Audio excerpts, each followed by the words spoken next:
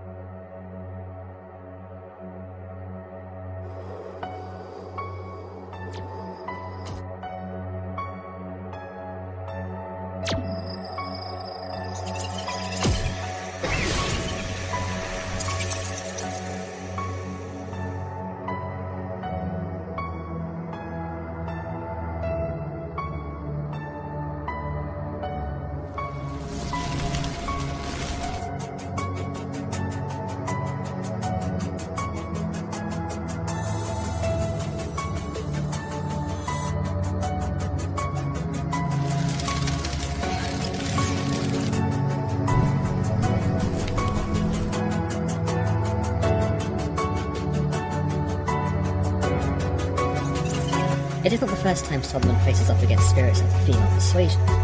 We saw him take on the demoness Agonies, and he was able to resist her charms, as if they were mundane flirtations. However, these 7 female spirits who appear to him in this part of the story are not here to flirt, but instead bring with them their own foreboding sense of danger. Whilst never specifically referred to as demons, they do consider themselves to be goddesses. Solomon tells us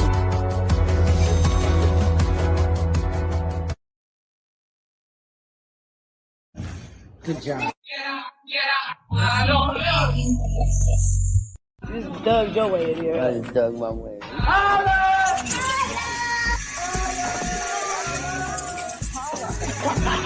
You ain't hating it. Nah, I'm not. Hey! Double speed wrestling! Wait! You got a grip on that spaghetti. We won't let go.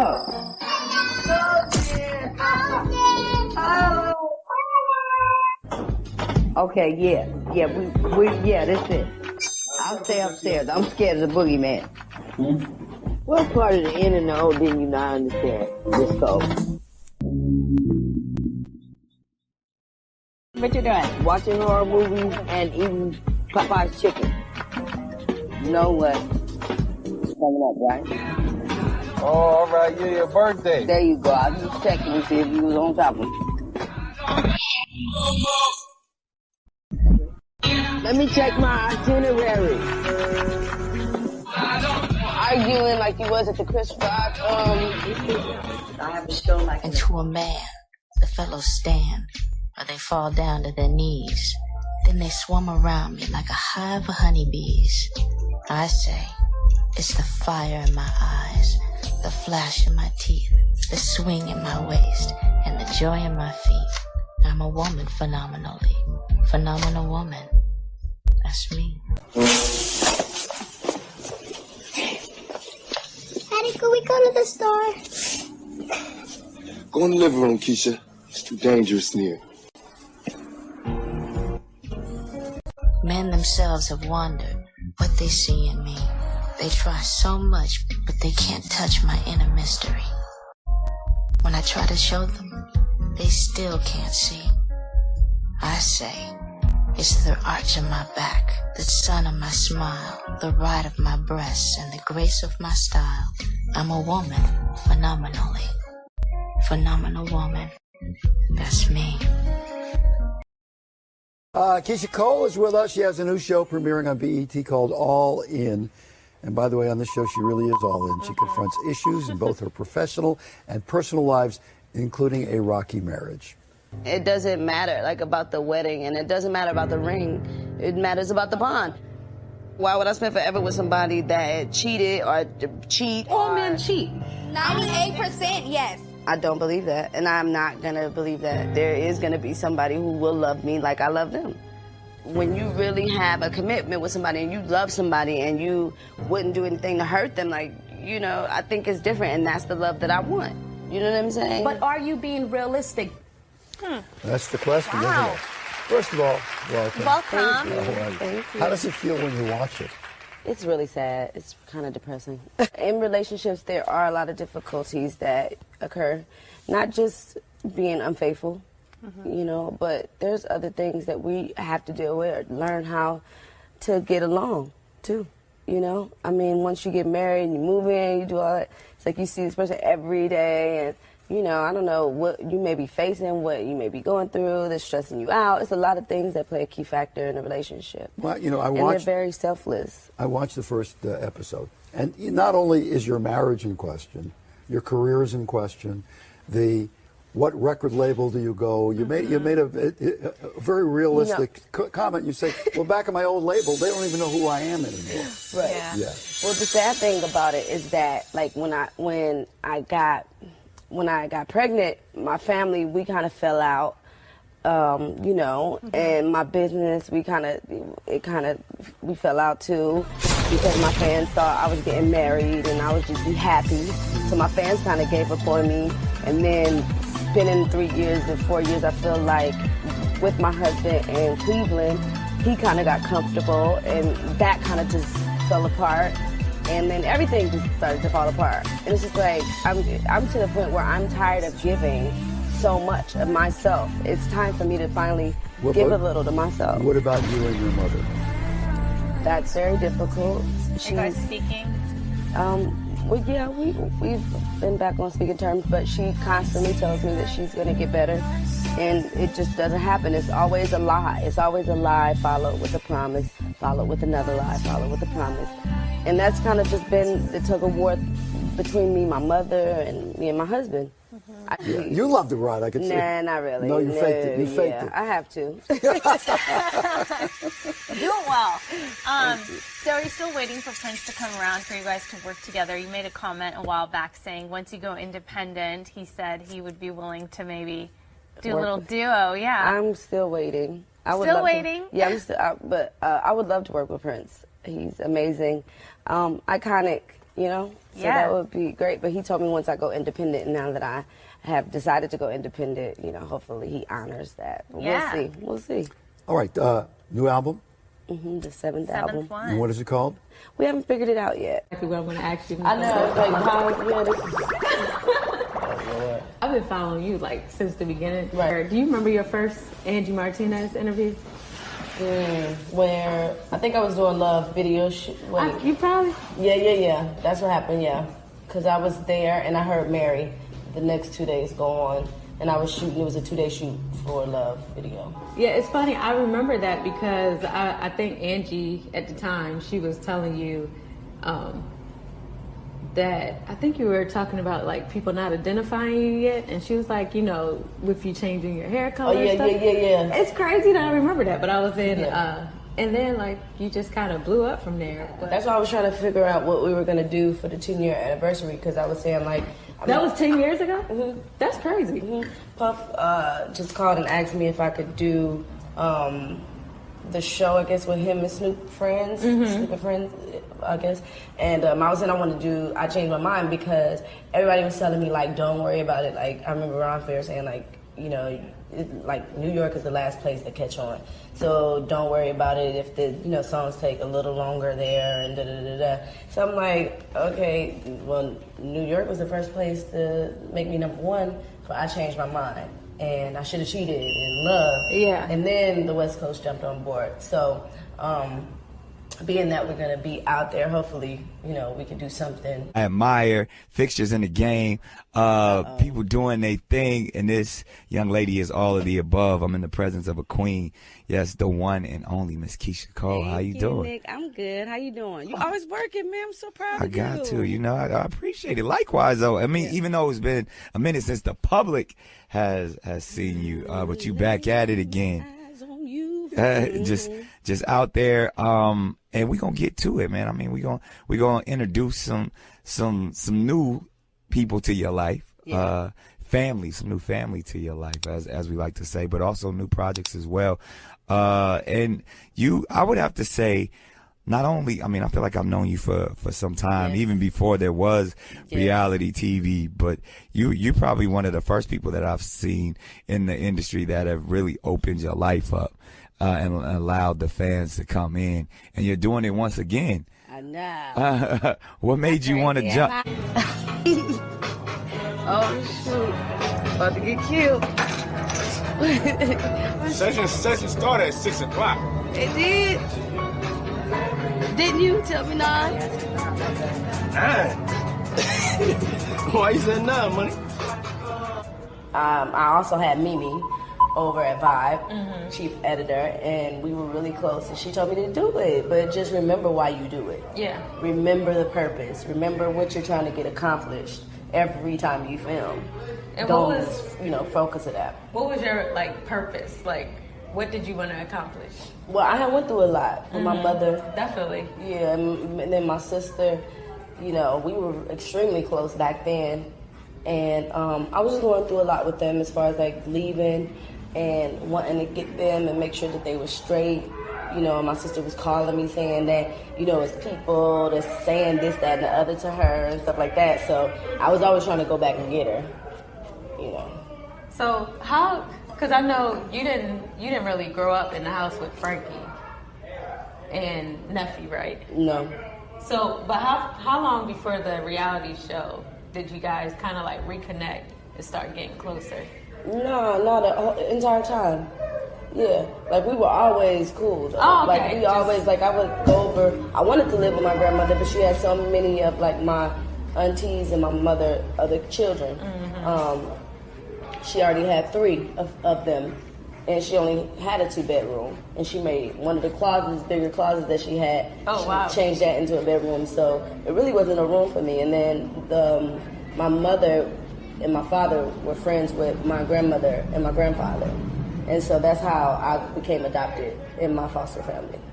But so they were always friends of the family, and they were always close. So it wasn't like I was going too far, right? But and so my mom and my sister and my cousins, I knew them coming up with them. I knew them for sure. It's funny because I don't know why I always thought that y'all just kind of reconnected, after everyone got themselves together.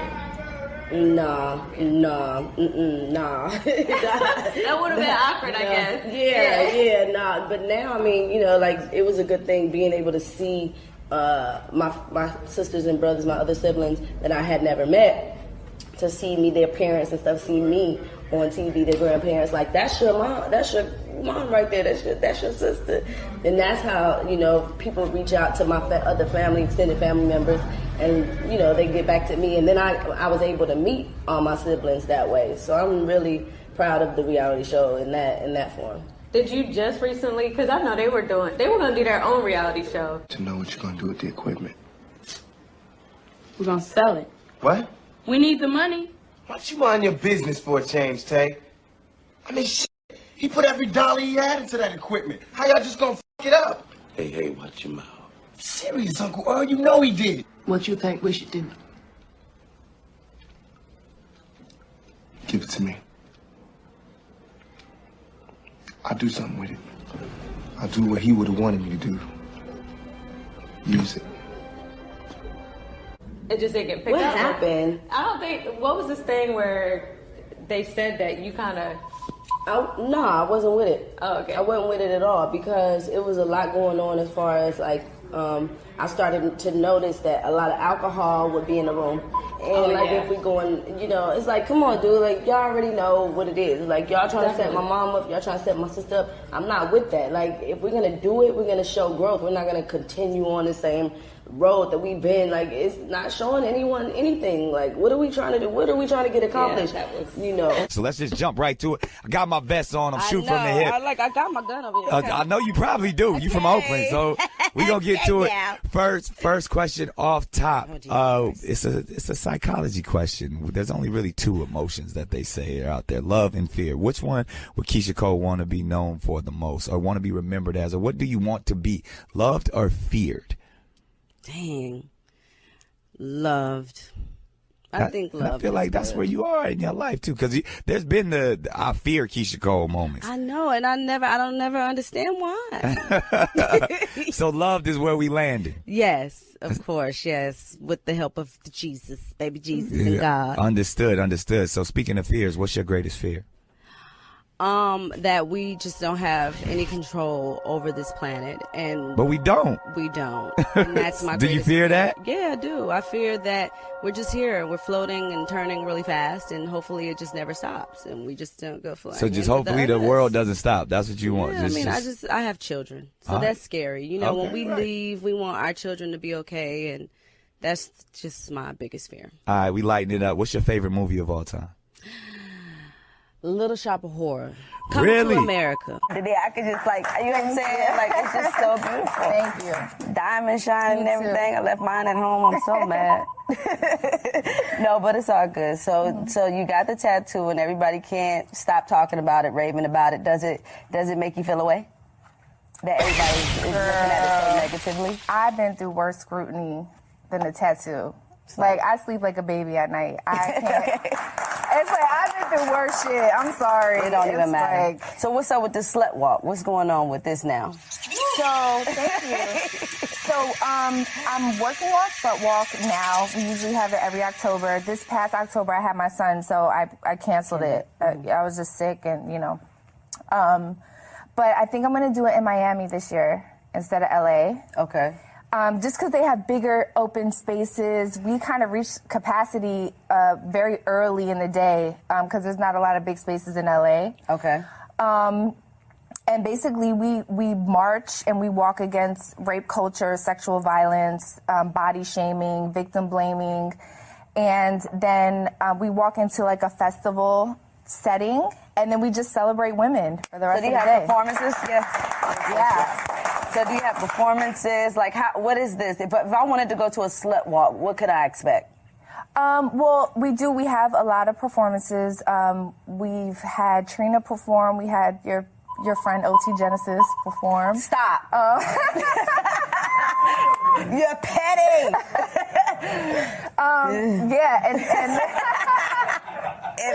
you just feel it. It just brings so much stress around my body. I just feel women and how hard it is out here to, like, do you find it hard to date in the industry? Like, to be in relationships and stuff? Like, I know you got married and stuff like that, but do you feel like if you weren't in the entertainment industry, like, things would be different? Oh, hell yeah. Oh, yeah. Oh, yeah. But that would be a 9 to 5 life. And it is very difficult. It's so hard because the being in the business, they come into contact with so many different women. And we're starting to change this now, but it before was definitely a male-dominated business. I'm feeling like women are really coming back for a vengeance. Oh, heck yeah. Like, it's starting to be a whole nother empowerment moment that is taking over that I'm so proud of. But it's definitely hard. Definitely hard. Do you think it's hard? I think it's hard because I'm in the entertainment. It's funny because I didn't even date for the majority of the time I've had my website. Oh, it's just kind of hard. Good. But what is dating? What the hell what is dating? Dating is like I'm seeing multiple people. Well, I feel like I'm dating right now. Like, I see multiple people, but dating is even what you do before you're in a relationship. Like, they're taking you out on dates. Like, it could be the same person, but they're taking you out on dates. It's almost like they're courting. Yeah, that's crazy. Just going out on dates with different people and just.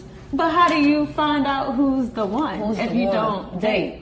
Like, okay, so you and your ex, you guys talk. A lot of phone conversation. That's what I'm saying. Yeah, so a lot of talking on the phone. Exactly. So I feel like that's dating. Did you consider yourself dating when you were dating Booby? If the CIA and the FBI never solve so-called murder rapper cases, who do you think is behind it? It's like someone who continuously robs the same bank and never gets caught. It's probably an inside job, or it's a psyop. Are you following me? You gotta ask yourself. Common sense gotta kick in, man. Who's behind it? And the truth is, all these rappers are just snitches from the beginning.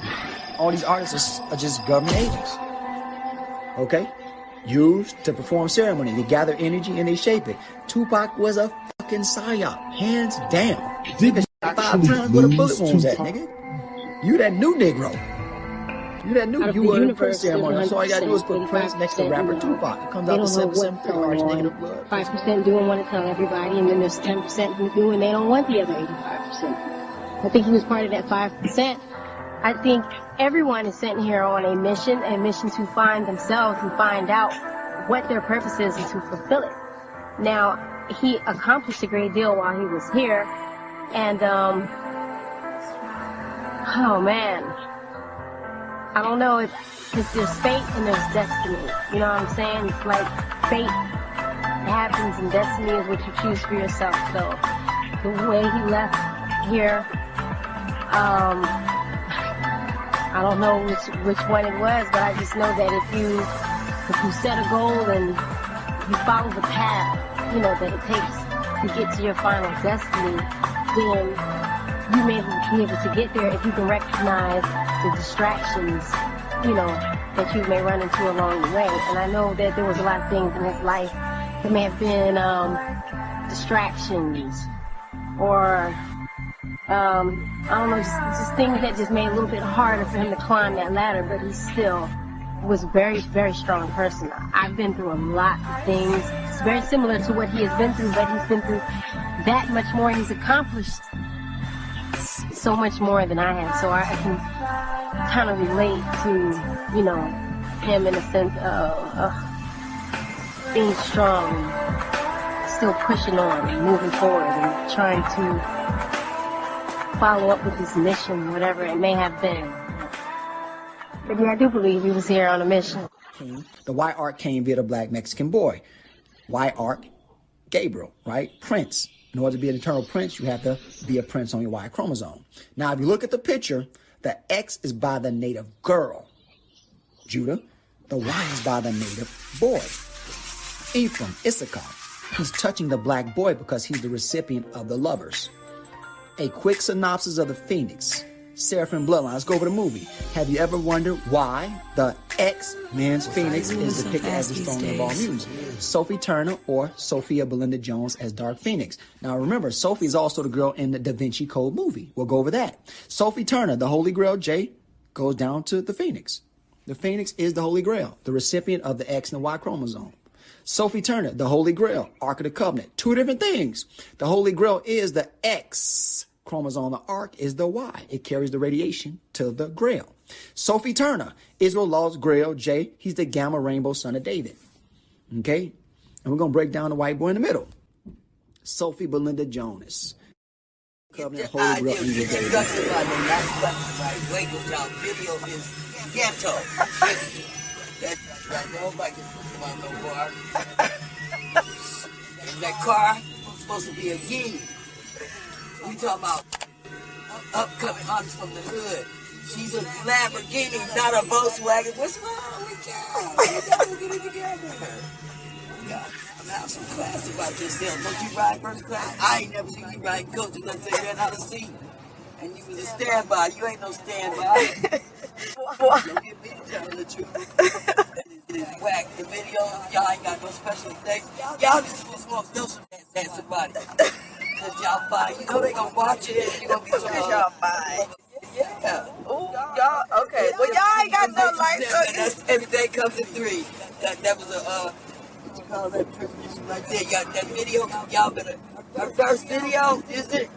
I don't think so. Okay, well, y'all need somebody bigger than Benny Boom on that one. Cause that thing, the song is very, very, very, you will win. It will go. But the video gotta back it up. I mean, that video is whack. I can't, you know what? Y'all can work harder than, okay, just tonight when you get home and get settled in, after Pop, kick back, let him watch it. He'll tell you, it's fine. Pop be so stuck. He kicking his feet. When he see J-Lo, he goes up. Came down the pole in the middle of the stadium. Look at the video, okay? Okay. And you'll get a good idea. You and her is some bad.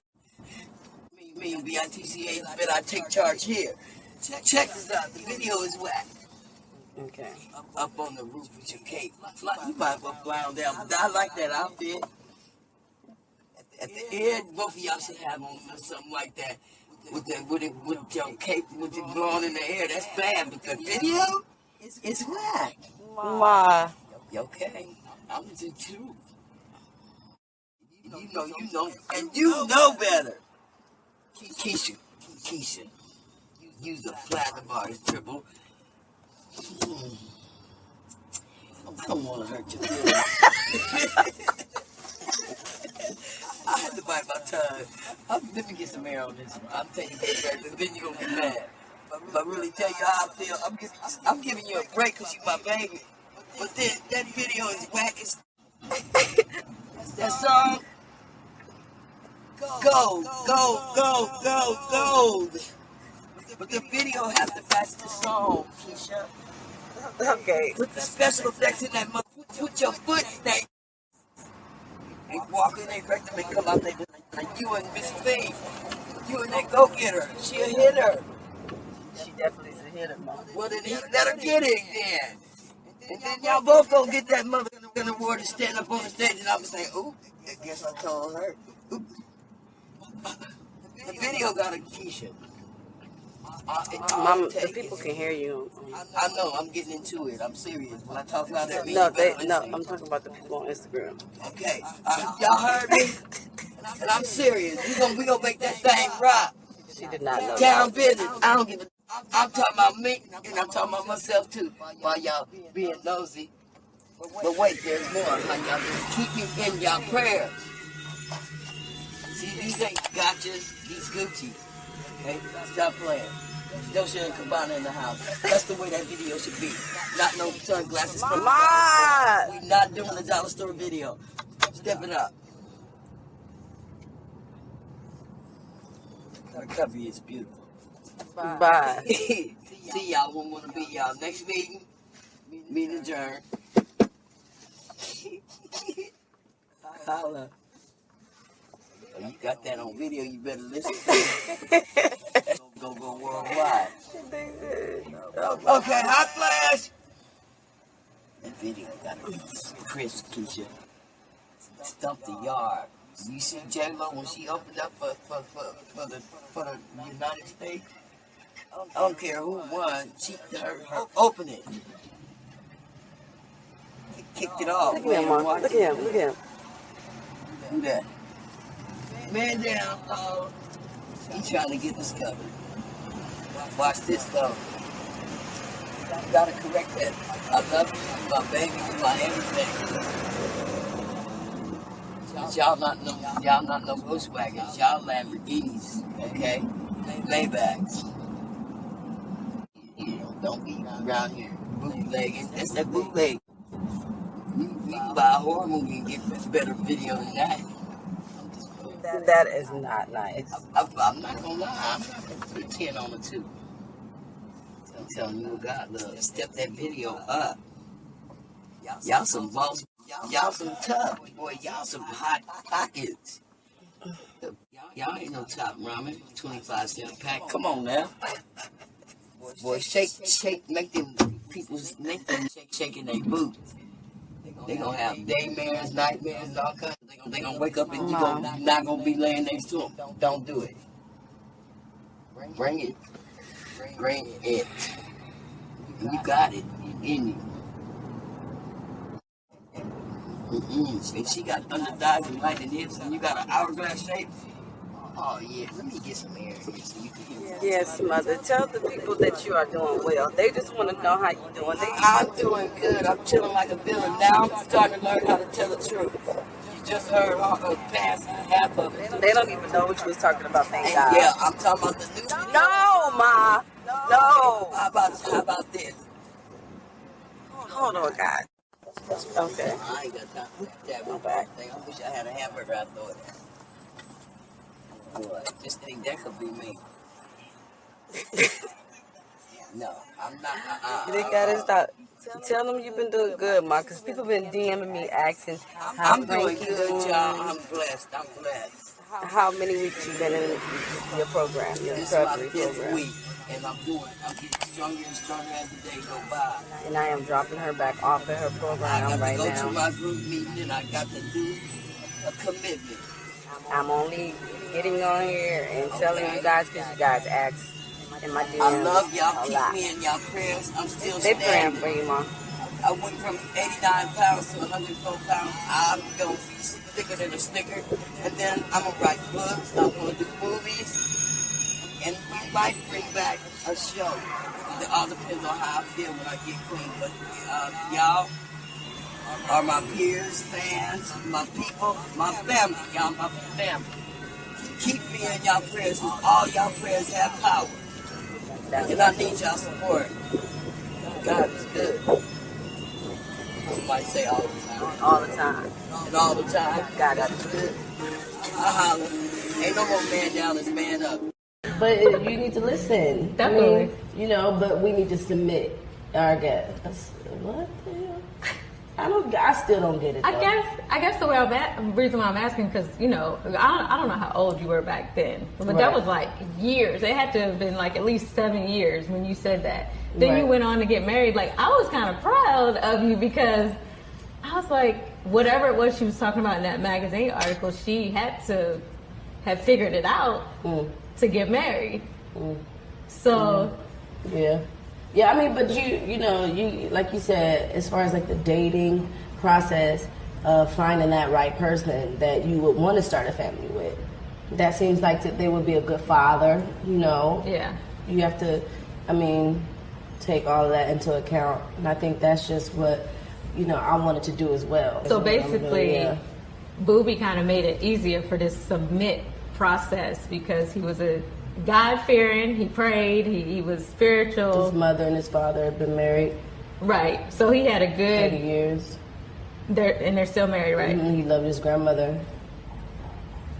I mean, you know, just like things that normal guys, especially in the industry, that have to, you know, keep this kind of persona up, or this image of who they are, and they don't want their fans to, you know, look at them a different kind of way because they love their woman. It's just like, you know, I was like done with that. Okay, so what? Yeah. You know what I'm saying? For money, what we doing? Yeah. Nah, it's cool. But NBA is different because they don't have a image to uphold. And they don't have to sell records to. Exactly, it's a difference. Yep. And that's I guess that's where we found balance. And do you think, like, you had to sacrifice your career a little bit to, like, be a wife and a mother? Yeah, of course. Yeah, 100%. Because you're giving your time and energy to something else than you were before. And that's where, I mean, you have to be ready for that when you're looking for that balance. Because you're going to find it. And it's going to be different. Yeah. You know? But it's a difference that hopefully that makes you complete and whole, you know? What was life like for you in Cleveland? Like, I know we've seen like a little bit on TV, but do you think, again, you peeled back from the career, let me do this like housewife thing? Over there, like, you know, just as far as R&B. Yep. Yeah. Favorite tattoo? A most meaningful tattoo? My heart, my cross, and my star on my arm. That's iconic, Keyshia Cole too. Yeah. We seen that on the album cover. Straight. Yeah. Yeah, just straight shots. Just tequila and tattoos. Just tequila and tattoos. That sounds like an album title right there. Tequila and tattoos. There it is. I'm trying to think. You don't handle these like a gangster. Trying to think if there's anything. You just shooting from the hip. That's how you do. I see. Cause that damn show, oh my God. Wildin' Out. Show on, I'll be like, shit, turn it on. You did well. Because you was in the. They put you in they the. was taking me through it. Yeah, they put you in the jury box. Yeah, you went heavy. So we gonna do it like this. This is how we always end the Fire and Squad. Okay. Legacy. One word that describes Keyshia Cole. What's that one word? Oh my God, timeless. And there you have it, ladies and gentlemen. Timeless. I like that right there. The ever present. Yes. The omniscient. That Tupacness. There it is. This has been an up close and personal conversation with the timeless. I followed his advice, and a lot of people cannot handle someone being 100% real. You know what I'm saying? And that's why I think a lot of people could not handle Tupac. Because he was about as real as they come, and it's like when you get that real, it almost seems like it's gang. But that's the best advice he gave me. And since Tupac has passed, I have changed, but I wouldn't necessarily say it's because he passed. I've realized things since he passed, like, you know, really thinking about death and what is it, and, you know, why do people mourn it? Why is it supposed to be such a painful experience? Why is it something that is like it signifies the end when what I believe is it is not the end? When Tupac passed, I realized that there were a lot of selfish people in this world. That's what I realized. Everyone didn't want him to leave here for their own selfish reasons. And as soon as I realized that that's what it was that had me about to go cuckoo, you know, I was able to let go and say if he really wanted to stay here, he would have pulled through. But it was his choice and his decision. And obviously there's life after death. So I guess he decided to move on, and I'm 100% with any decision he would have made, you know. So that's what I realized. If you can see it in your head, if you can picture it, if it's clear, you know what I'm saying? Then it is a possibility. If you believe in it, it's already happened. You just haven't gotten there yet. So, you have to learn how to recognize things, you know what I'm saying? And you just have to know what road to take to get to your final destination. Because a thought, just a thought form can manifest itself into physical form. You know, so it's all about believing in yourself, believing in what you do, being able to see it. It'll happen. Ask and ye shall receive.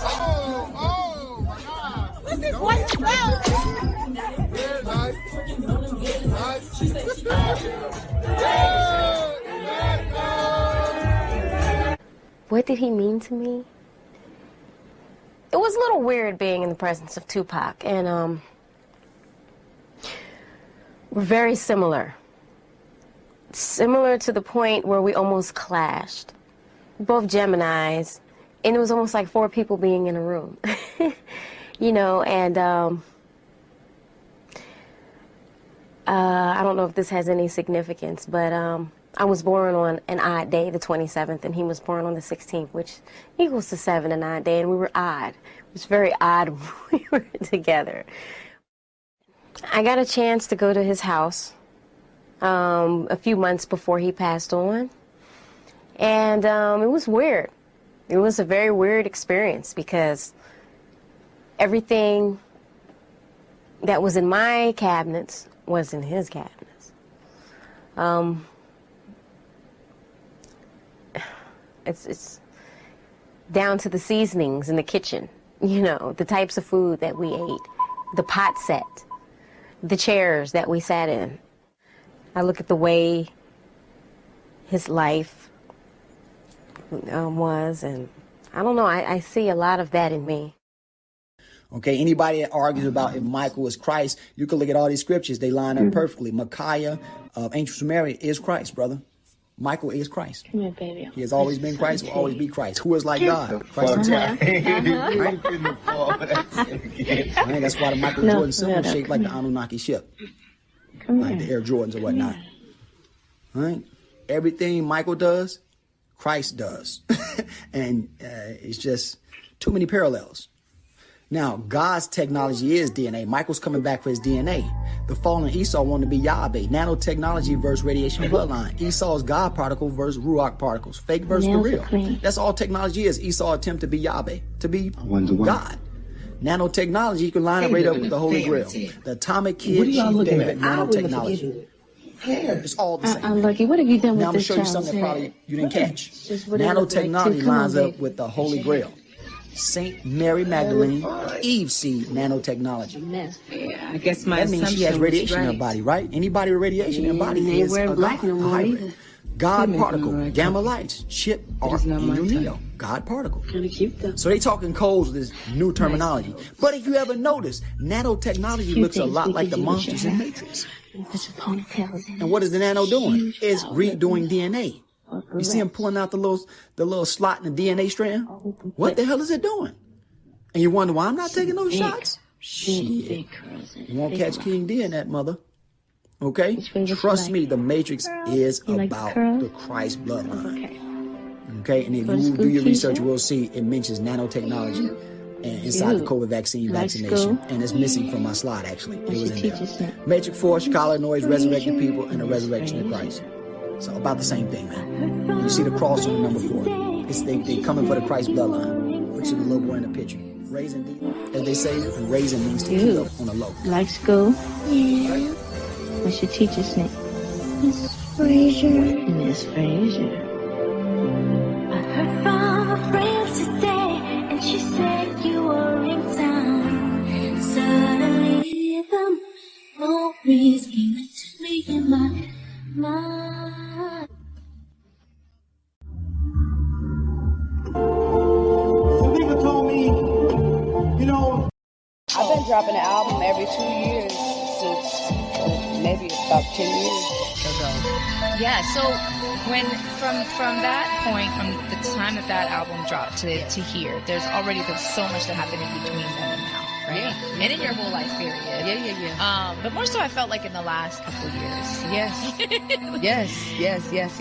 And I think everything is starting to come to a final point where it's the reset, you know what I mean? Like, God is putting a lot of different things in my life that are just like, you know, change, just resetting, you know, and that's the name of the album, 1111 Reset. So, 1111 Reset. Yes. 1111 Reset. Okay, so reset. Oh yeah, resetting a lot of different things in my life. But yeah, so I mean, I think it's all fun, and I'm excited for the entire adventure. Did this Reset album, was it a lot of moments of finding yourself, or self-awareness, self-love, and self-discovery and strength again, or with this album? No. I think a while ago I was going through that process, you know, 3-4 years, like, you know, when I released the last album, and I was just in this mucky place, just, you know, just muddy place, you know, and really unhappy, and just like, you know, just fed up with a bunch of stuff, and just like over it, and don't know how I'm gonna get out of it. And I just feel like, you know, I mean, God is good. Like, you know, you gotta be thankful for all the things that come in your life, whether they're good, bad, ugly, you know what I mean? Like, it all happens for a reason, and if you believe that reason is greater, and that the purpose is greater, then you can understand. You know, sometimes it's okay not to understand if you know that God truly loves you, you know what I'm saying? So I feel like that, you know, that's the way I'm taking it. It's hard though sometimes, to me, even as an individual, like, to try to get through something like that, you know? And how do you, the people around you is important. This is true. People around you, the energy. This is true. To go in and create an album. This is true. You know, you know better than anybody. I mean, you know, we have mutual friends, so I understand, you know, and there's things that we go through, you know, that is just, you know, life altering. And sometimes when we're going through that process, you don't understand. Yeah. What is the reason for this? Lord, why? Right? What did I do this time? I promise I was doing good in my life. Exactly. But, you know, sometimes, you know, you pray for things. You got to watch what you pray for. Sometimes you'll pray, you know, like, oh, God, just let me know if this guy is this, or if he's right for me, or he this, that, and the other. And then you be mad when something happens and you come to a realization. You know what I'm saying? It's like, you know, if you're gonna pray, you gotta be able to understand the signs too. You know what I mean? Yeah. And that comes with growth, you know, understanding and stuff like that. So I mean, you know, I understand what you're saying. Like, I'm just in a better place. I'm just in a happier space. Yeah. You know, I mean, you know, it's been. I say this everywhere I go because it's true. You know, it's been 10 months since I've had any, you know, situation. Girl, hold up. Yeah. Celibacy. Yeah, I mean, I wouldn't take it that far. Just saying, it ain't happening, you know, it just ain't happening. Right now, the river is a little dry. It ain't never dry. But river is rivery. Okay, all right, so no one's drinking from the river. No one's drinking at the moment. You know. Is this your choosing? It's partially, you know, and then it just not being right. You know, like once you get to a certain point, you be like, okay, you can't keep dating the same dudes, can't keep finding interest in the same guys. It's just like, okay, when you gonna grow up? Right. Like, at some point you gotta blame yourself. You're dating the same prototype. And people do things, just like turn off, like, no, I'm cool. Yeah. Nah, Right, that's all right. on to the next. I'm cool. You know, it's just like no. So, but you know, it's just, I think when I know it's there, I'll be aware of that. Well, things complicate. That can complicate things a lot too. Yeah. When you do decide to get intimate with somebody, Like, you shut up. complicate it, and you're like, oh, let's just, you know, and then we're fine again. But then it's Yeah, just like it's a band-aid. I am not like that. broken I'm news. all opposite. You know. Yeah. I'm slashing tires. You know, it's just like you know, it just You don't can wanna do happen. that? Yeah, like I don't feel like as a grown woman, it's just like to a point where like, nah, you gonna either respect me, we're gonna have to have this mutual respect, you know, and take it from there. If not, then I mean, what's the point of it? Because somebody gonna end up hurting, you know. I totally agree with that. I absolutely 1,000% And I don't want agree it to with be that. me. I don't want to be the one. I mean, it worked, right? It worked for Russell and Sierra. Yes. I'm happy for them. I'm really happy for her. Tell me if y'all mind, or if y'all mind. I can see y'all later. Listen to every word you say. I love you because you're beautiful, but it's another reason why we merge. And I wish on all the rainbows that I've seen.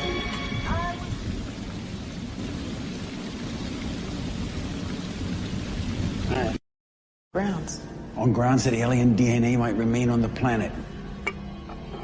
But any human attempt to violate the planet would result in biological contamination. Excursion, this is Houston. Do you copy? Do you read Excursion?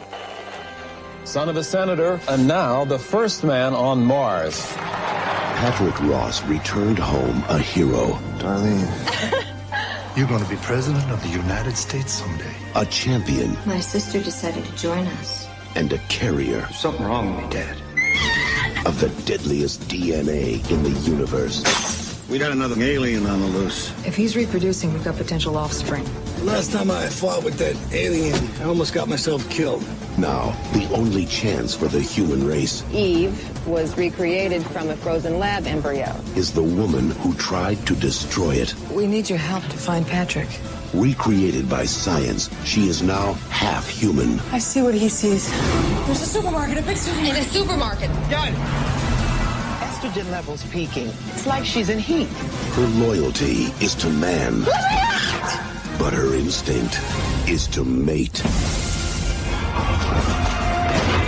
We've got two aliens running around. If these two were to mate, the resulting pure strain of offspring would be unstoppable. This is like some sort of damn freak show. They're gonna kill me. Our greatest threat is our only hope. Half human, huh? My ass. Species 2. Something like that. You're stressed and you're wondering, is this the end for me? What's next? You know, if I don't get better. And I think that ultimately affects relationships too, like you said. Oh, That's a poor excuse to me, though. I mean, are you trying to give men the benefit of I the know, doubt? I'm trying to put yourself into Because someone it's else's good when shoes, it's, yeah. you know, it's good when it's good. Yeah. Like, but then when it gets bad. But then you have to also, I mean, you don't go outside of the relationship either. Definitely. You know what I mean? Definitely. Like, you're supposed to, I mean, it's things going down, yeah. I mean, look at me. But at the same time, like, you don't go outside of the relationship. Like, you know what I'm saying? Like, my fans at that time were saying, oh, Keyshia happy, oh, you know, like this, that, and the other. Like, when Mary got happy, you know, her career ended, and da-da-da-da-da, I'm dealing with. But at the same time, we don't step outside of that because all we have is us. At the end of the day, when everybody turns on us, all we have is us. So we supposed to stay here. We supposed to hold each other down because nobody can tear this apart. You know what I mean? That's supposed to be the relationship and that's supposed to be the bond. But if you break the bond, it's like, I can't trust you either. I can't trust nobody. Like, who can I trust? I can't come in my own bedroom and trust the person that I sleep with every night. Like, that's not cool. You know, I could deal with it outside, but I can't come home and deal with this. Like, this is crazy. You know what I mean? So what happens when someone breaks the bond or cheats or whatever? Like, do you try to fight it out? Do you go to marriage counseling? Mm-hmm. And how did Those are the first steps. Did that give any progression or? For a second. Yeah. And then we start not to use. all of the what do they call them? The guys got little the steps or things in marriage counseling that helps in the relationship. They got, little bullshits. They'll be like now, girl. What? I'm not about to sit here like look, I got something to sit here and do this, but it's like really, on my wall. You're not really. We're not doing this the way it's supposed to be done, though. You're saying, oh, okay, well, I'm here. Okay, I heard what you said. Oh, then what you said I get out that magic. That's not what I said. It's not that what I said. whole wall. I said, look, Papa. Well, what did you say? It's like, okay, well, see, this ain't we. I mean, was like, I tried to ruin your walls. Okay. This isn't working for us. It's just not working. We need another whole nother step. Tobias is funny as heck.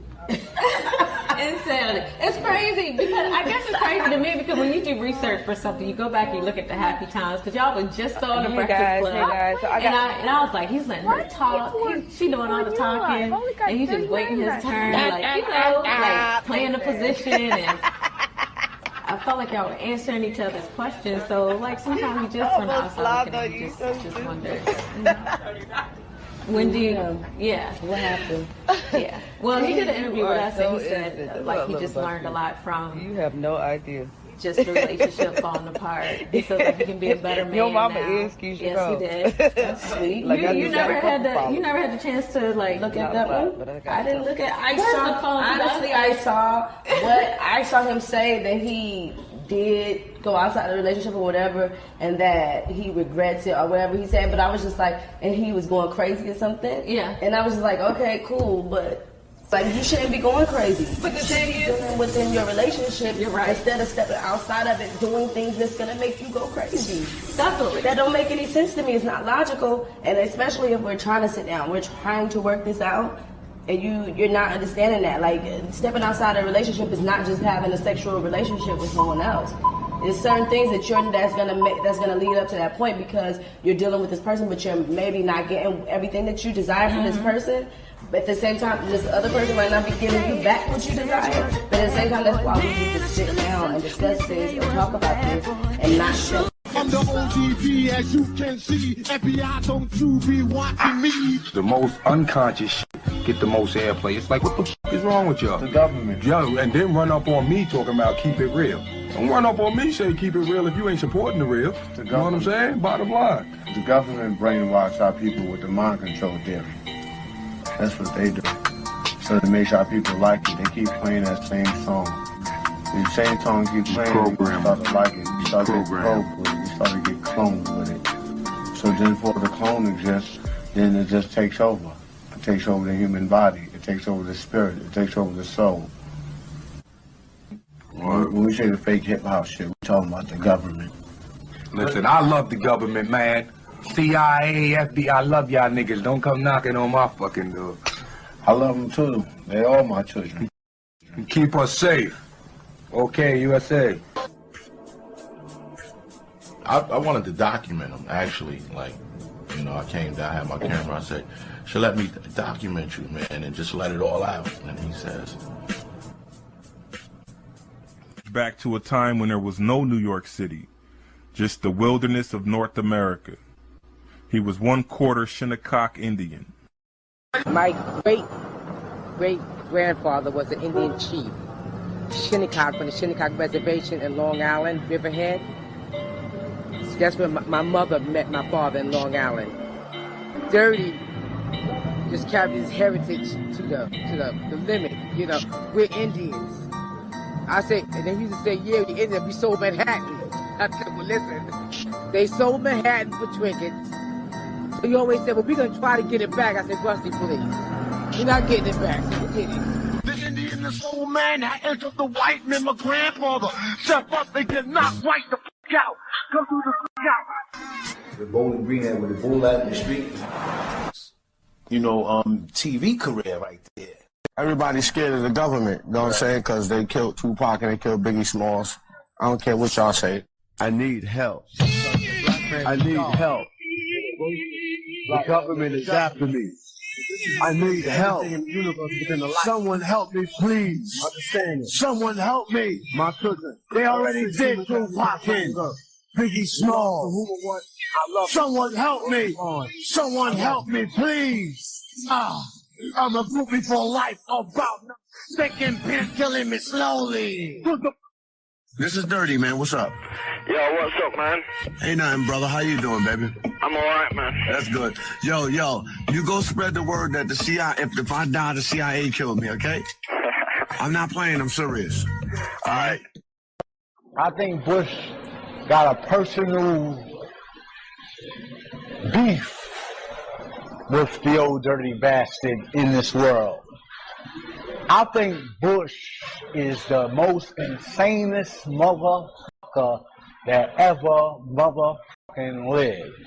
And that's just how it is. I can't explain nothing but tell you the government is out to assassinate me and get it over with. That's it, period.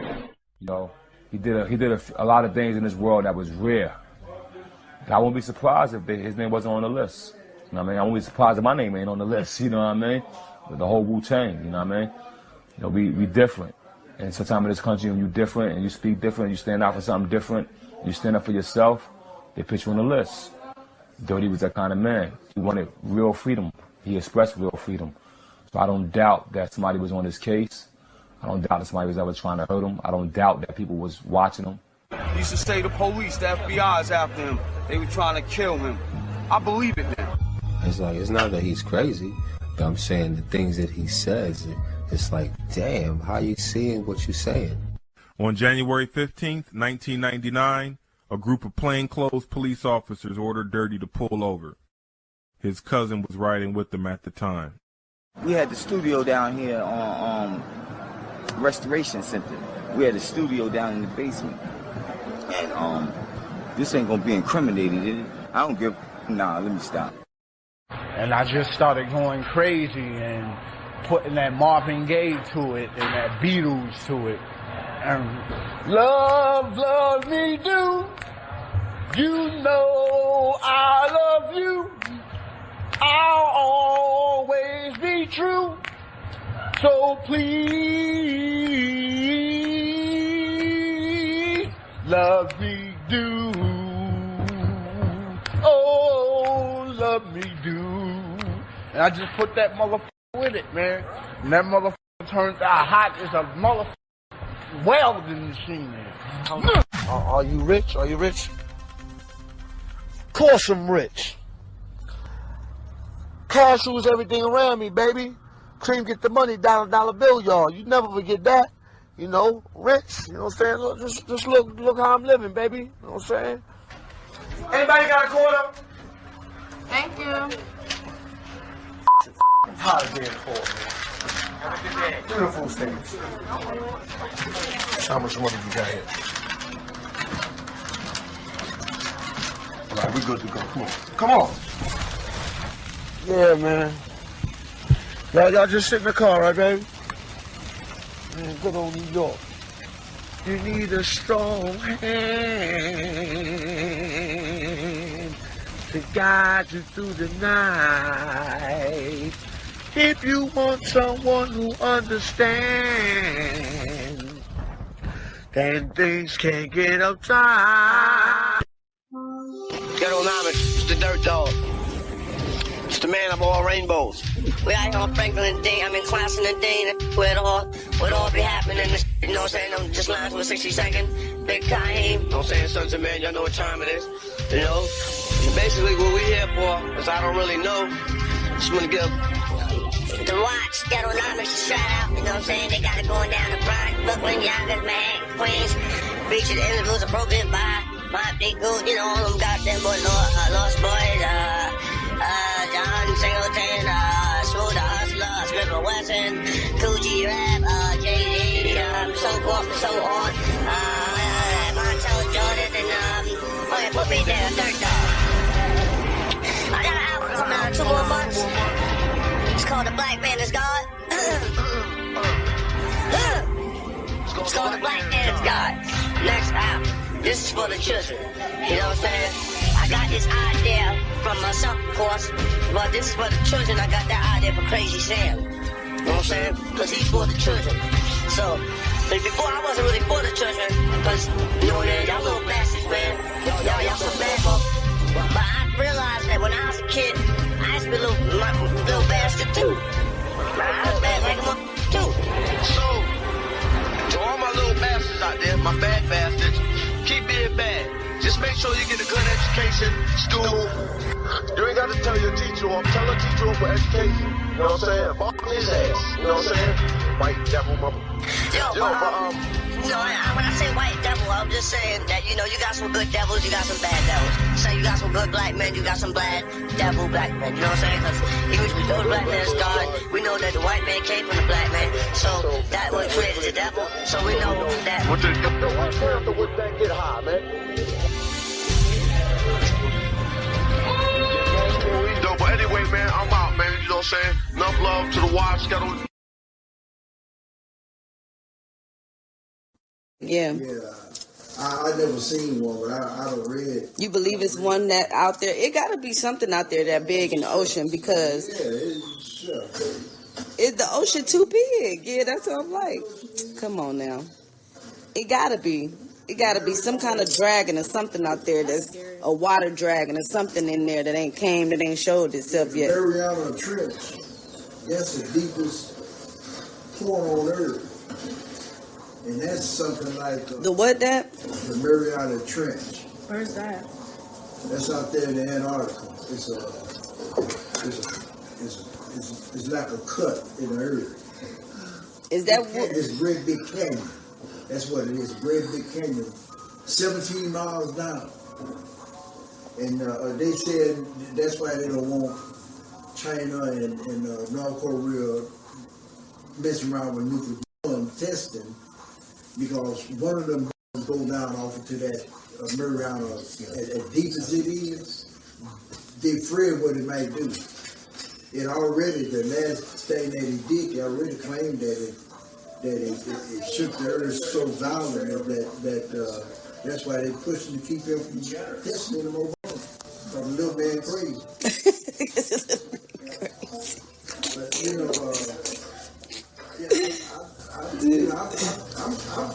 I go with it, man. You got one man, I have one. Right. Hello. That's the way it go. And don't nobody like to play the game until they like to play the game until it's two players. Hello. U.S. was the only one that had that type of power. The only one in the entire world that had. Germany was the one that was originally making it, and the U.S. stole it from them. And then kept them from getting the secret. Now look at all these people who got a nuclear bomb now. And the U.S. was the only one that had it. And perfected it. Now you got Korea, you got China, you got Japan, you got Israel, you got South Africa, you got France, Britain, Pakistan, and I'm pretty sure Turkey do too. You think all got enough, big enough? Yeah, that's enough nuclear bomb to destroy the world over 4, 5, 6 times. Now, why we want to go and do that? Now, what would be the purpose of that? Greater minds of men. We're supposed to be bringing together unity, not destroying the world. We're supposed to be trying to be, like, make it, like, one, and everybody love one another. Like, what is the problem? Everybody want to be destructive. That's the 2 top commandments. What the 2 top commandments? Love Yahweh with all thy might, with all thy heart, and all thy soul. Number 1. Number 2 is love thy neighbor. Right. All thy heart, with all thy might, and thy soul. So, I'm down with that. It's the 2 greatest commandments. If you can do those, you got it made in the service. I definitely got it made then.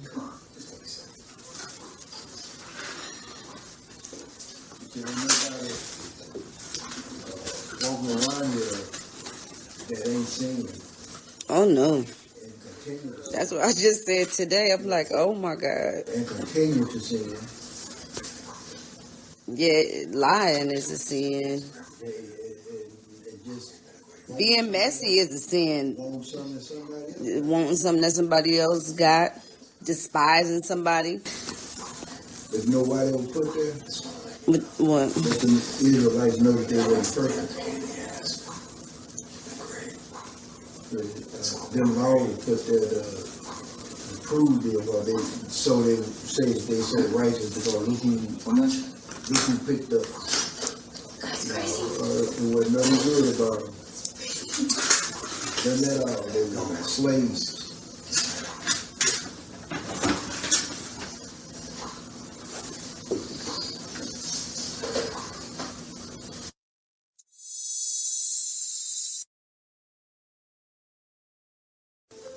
He said no. That wasn't, I mean, folks say that's what it's for. No. It wasn't the Jews were slaves too. They didn't want to go to Somebody said the Bible was a book to control slaves. I don't know, guys. I don't know. Well, I'll say it like this here. Scientists say that the sun is 93 million miles from Earth. And they came up with that by a measurement and a calculation. And they say that light travels 186,000 miles per second. That's what the scientists say. Mm-hmm. Now, Adam lived 930 years. Take the zero off, we got 93. There's 93 elements in the earth. Known elements, natural elements. See, we have 108, some of them is artificial, but natural, it's only, actually it's 92. The 93rd one is they know it's there, but they can't understand it because it embodies it. And that's the helium, that helium atom. See, it's only two bars instead of the rest of them, everything else is three. See, head cavity, chest cavity, abdominal cavity. See, everything's in threes. Everything. Don't care what you look at, that's how it is. Morning, noon, and night. 9 from sport, breakfast, lunch, and dinner. Everything comes that way. See? So, it's a pattern. Eyes, nose, and mouth. No, I'm pattern was given a supreme deity. Okay? Mm-hmm. Adam lived 930 years. Adam is the son of God. The sun in the sky, the S-U-N, is 93 million miles from Earth. Adam's name means Earth, red Earth.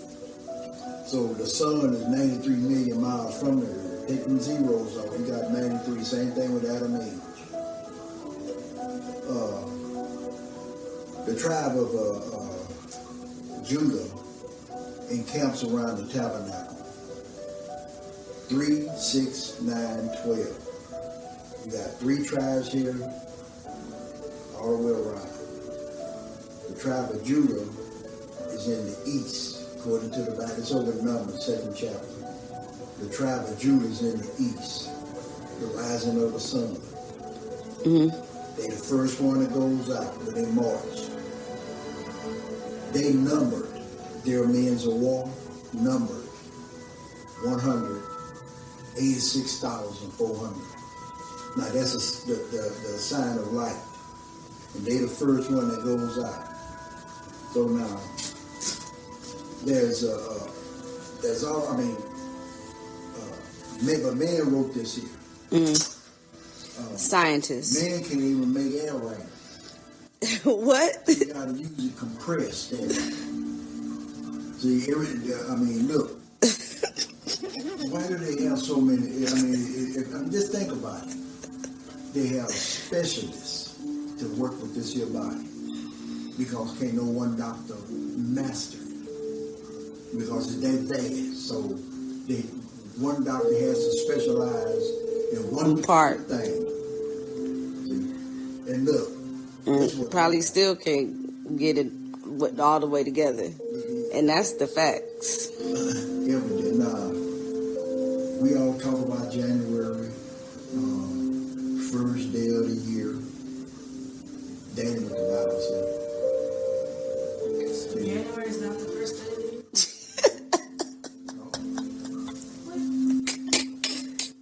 Why you just say what?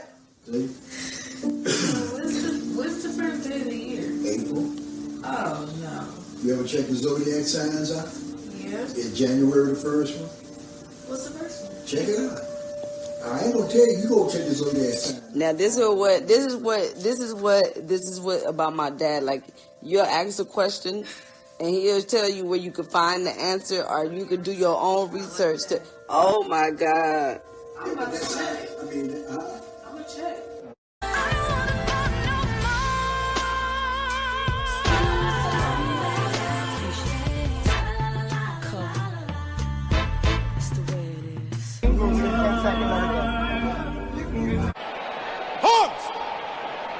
And now, to honor America, please welcome award-winning R&B singer-songwriter Keyshia Cole, along with the Fort Wayne, Indiana Voices of Unity Youth Choir.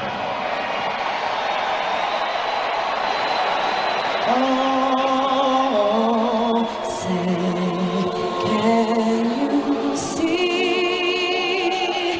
by the dawn's early light what so proudly we hailed at the twilight's last gleam, whose broad stripes and bright stars through the perilous fight, o'er the rampart we watched were so gallantly streaming, and the rockets red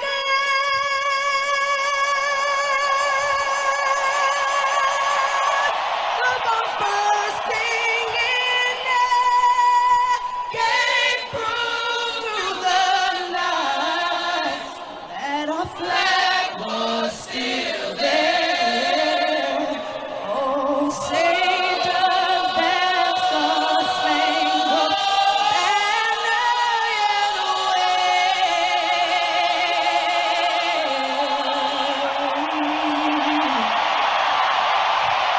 o'er the land of the free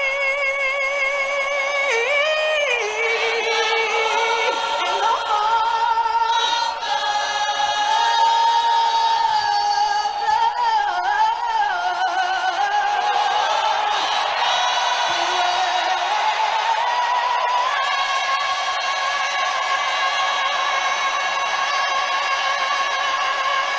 From Voices of Unity to Signs of Unity, handshakes and sport.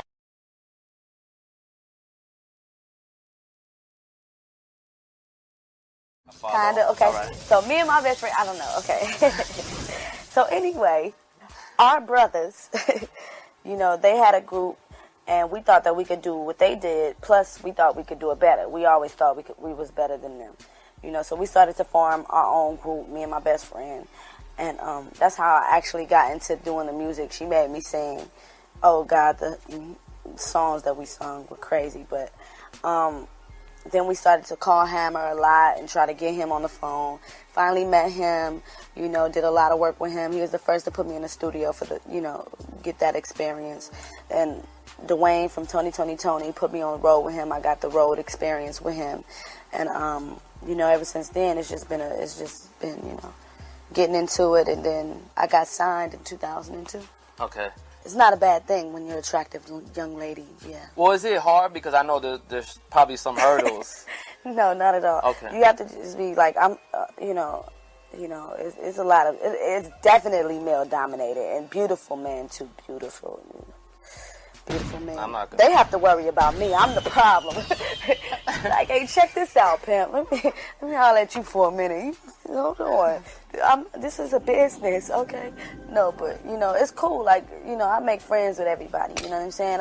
Like 100%, first of all, you know, I demand respect. You know what I'm saying? So that's the bottom line of any situation, regardless of what's going on. You know what I'm saying? So that builds a relationship. You know what I'm saying? On respect. So I don't really have a problem with that. It's actually a good thing. You know. I left Oakland because I was dating this guy for like 4 or 5 years.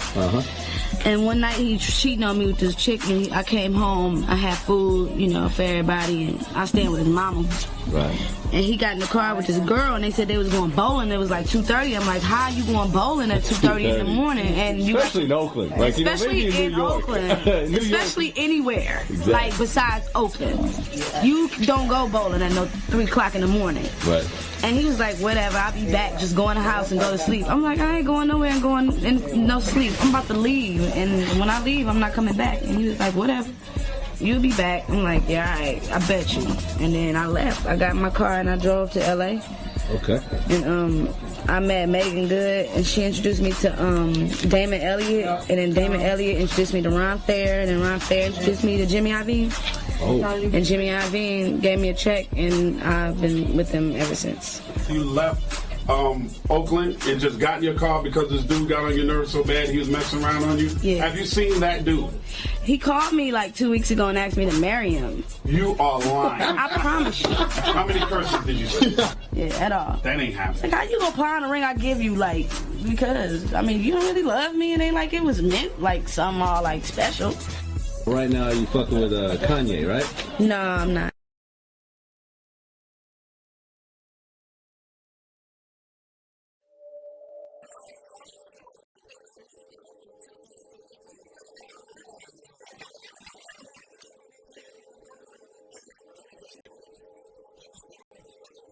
I've been bumping heads with love a lot.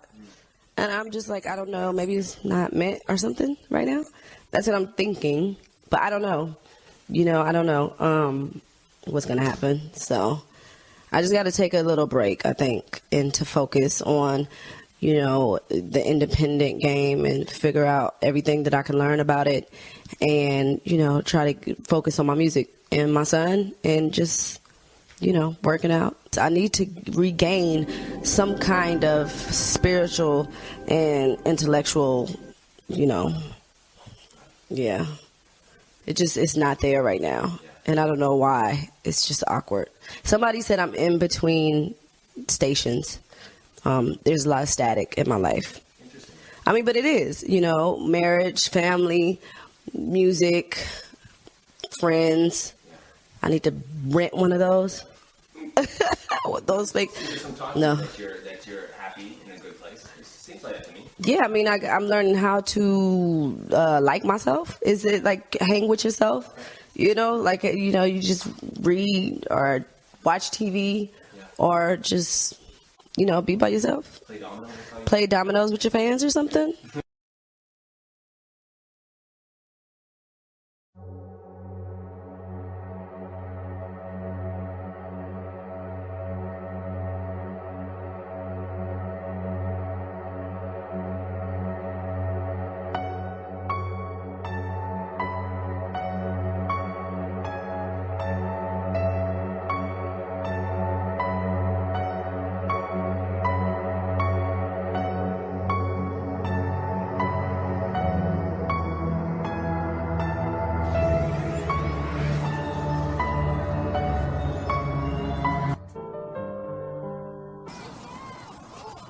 I ain't got to do that.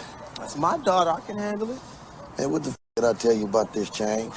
Huh? Do I look like Las Vegas? No. Do I look like a slot machine? That's all I got, man. Get your punk ass up out of here. Don't do that shit no more, you hear me? Shit. You cold on these fools. Shit, I can't help it, man. I mean, check this out, man. It ain't like I ain't got the money, you know what I'm saying? Besides, she call me daddy sometimes anyway. What you mean she call you daddy sometimes? Just what I said, she call me daddy sometime. Oh, hell no. We gonna see who she called daddy. We just gonna have to see then, ain't we? We gonna find out. Well, we gonna find out then. Well, let's see then. Nigga, let's see then. Hurry your slow ass up then.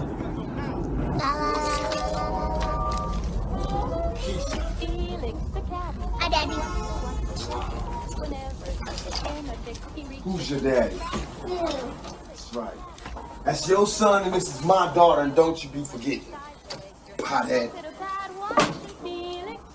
Well, it's just like I'm her daddy anyway. Since they came from the same old tired-ass hooker, how's that?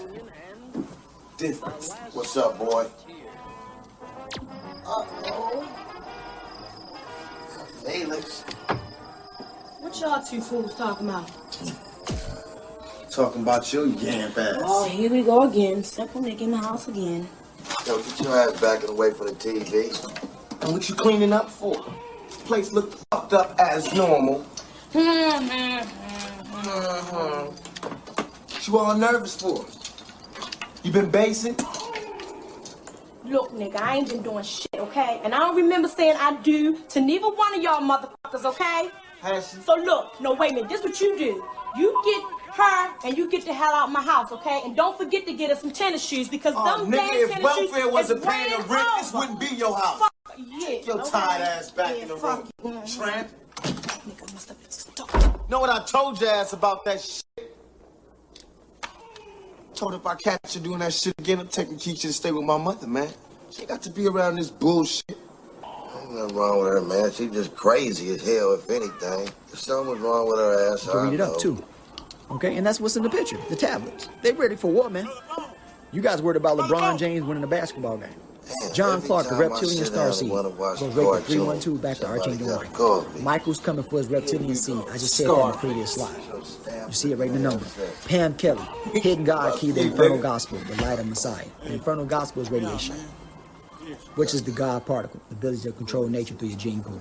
The key to the universe. Pam Kelly represents the lost tribes. Hail to the king. So the new king is the feminine half of the couple. But so are the tribes, right? We his bride, collectively. Now, when I saw this sister, I knew something was up. With that ring in her nose, I said, man, ain't playing this sister. And I know she married to a goofball, too. Pretty sister. I like all shades, bro. All size lips, all size hips. King B a trip. Ooh, and that rhyme. So you put a name there. Oh my God! I told you my folks gonna come here. Put your fuck out of here. Lucky who? Lucky who? Fuck out of here, nigga. Come on, Keyshia. Come see your grandmama. Your mama tripping. You be coming in my goddamn house. I told you before starting all that bullshit. How you gonna be fucking some nigga with my daughter and you trifling ass hoe?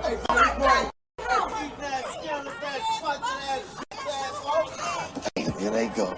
Who's this motherfucker? I'm your motherfucking business talking on this square ass nigga. What's this motherfucker gonna be? Hey, bro, you better get this motherfucker now. What's this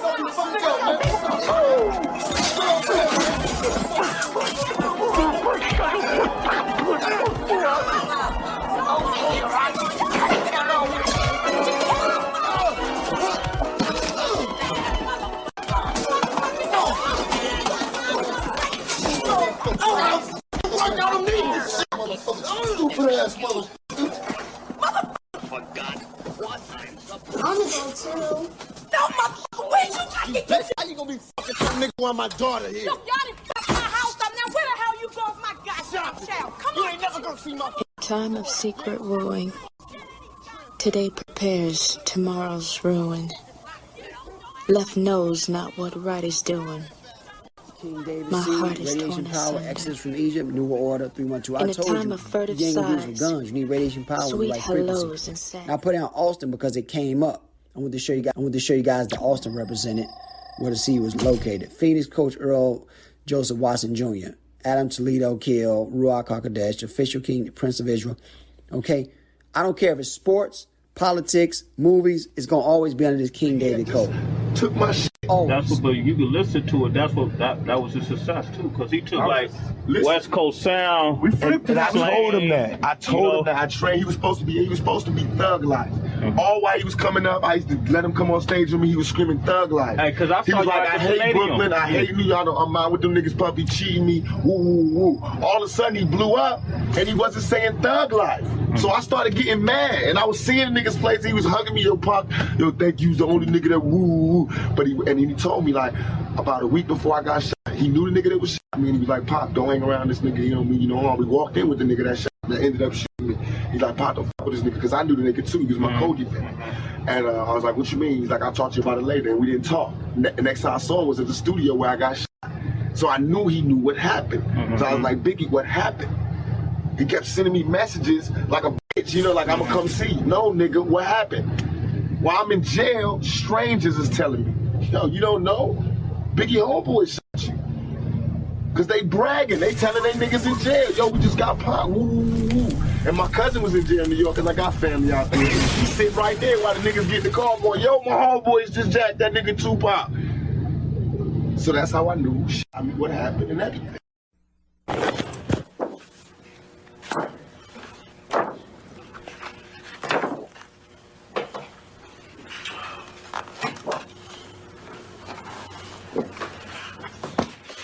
Hey. Stop, Daddy. Clean them crayons up for your grandma come home and get you. Okay.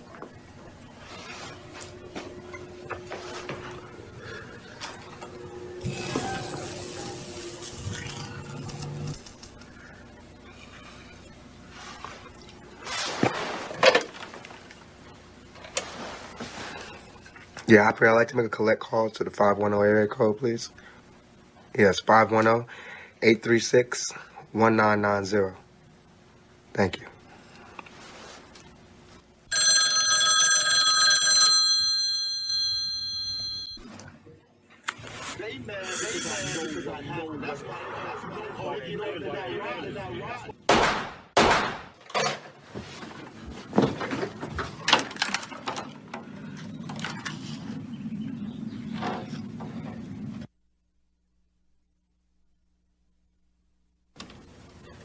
Go to bed, baby.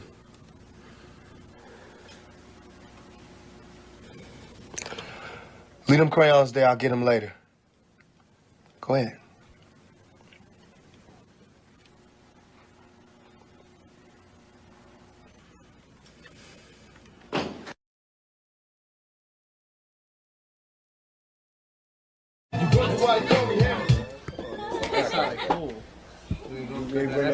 Okay, play that for me. Play it back for me just one time. Now do the harmony shit. Hey, Michelle. Told me Hammer was a bomber, so I stopped the blame and came back with a monster jam. Throw up your hands if you feel it. Touch the sky, cause you ain't gotta get high and fly. Now what my people say? Everybody talking about that down the ride. Hey, puts it to me, cause I never knew the light that it was. You know, you make me feel so inside. Look at me, words can't express my gratitude for each and every little thing you do. Oh yeah, I want you to understand just all the men that I love and I know that I need and I want. And boy, baby, let me count the ways and let me show you how to love it. Right on, baby. Okay.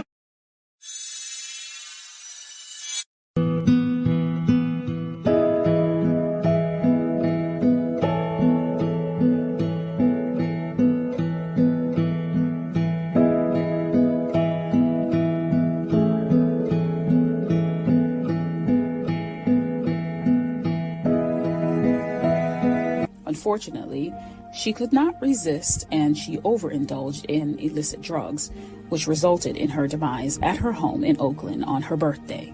She was 61. Keyshia Cole has yet to make a statement. However, Frankie's daughter, Elite, made this statement.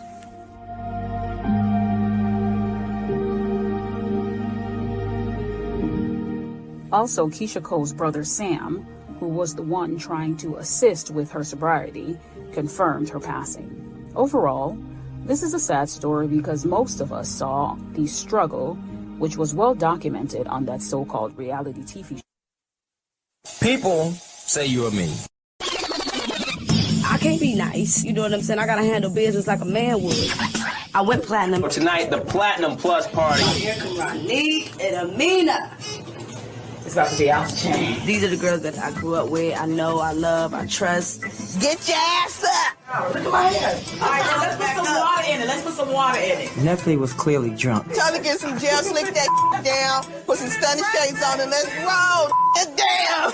Everything seemed fine until we got to the supermarket. Hey, Manny. Ronique is somebody I've been around since I was about 17 years old. She's a real good friend of mine. We've been hanging around each other forever. Fill me on this. I got a couple questions to ask you. Do you own a computer? Yes, I do. You don't own no damn computer. We got one in the office. What difference does it make? Okay. You're right about that one. Good feedback. I know you're punctual because I know you and I know every job that you had. You are very responsible. And you've been around me all my life, so you know what this position consists of. And I know what you expect out of an assistant. What's the definition of an assistant? Let me hear. Someone who can interact with the public in a professional manner. Someone who knows your needs and your wants, who can always be professional business-wise. And that consists of getting tea. Whatever you need. What else? Hanging your clothes up, washing, walking the dog, traveling, feeding you what? Going to get your food, what else?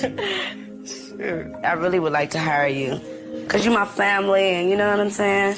I know you, and I'll kill you if you do anything to hurt me or harm me in any way. Okay. And I won't get sued for it. Yeah, I'm not gonna hire anybody else. I'd rather keep the money in the family. My name is Frankie. And I'm gonna hang out with y'all so y'all can hear about Frankie and the Gang, which is my game.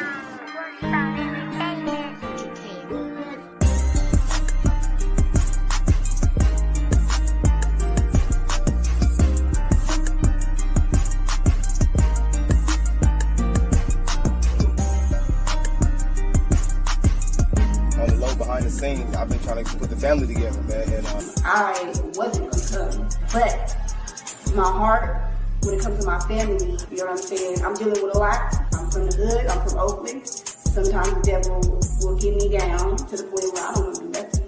You know what I'm saying? Because my life is really going right, but I'm doing this for the people who really don't have the strength that I have. I got Ellis. So I'm Ellis. Yeah, you know, there's Missy. I got Elite. I'm Elite Noel. I'm Frankie's middle child. She's actually kind of far away right now, but she's gonna fly in, you know, she's still in Atlanta. But I got everybody else here except Keyshia. And, you know, I'm a statistical dude, you know what I'm saying? Shit, sometimes, you know, 5 out of 7 it ain't bad at all, you know what I'm saying? Hey, yo! Hey, yo, who live here in Fresco? Where we at? Perfect. What is he doing? Don't do it. If you watch, what's going on? I want to make sure that thing ain't yo. Yeah, I thought it was a nigga out. Yo! My mind is definitely racing. My heart is beating, and we have more than a minute left.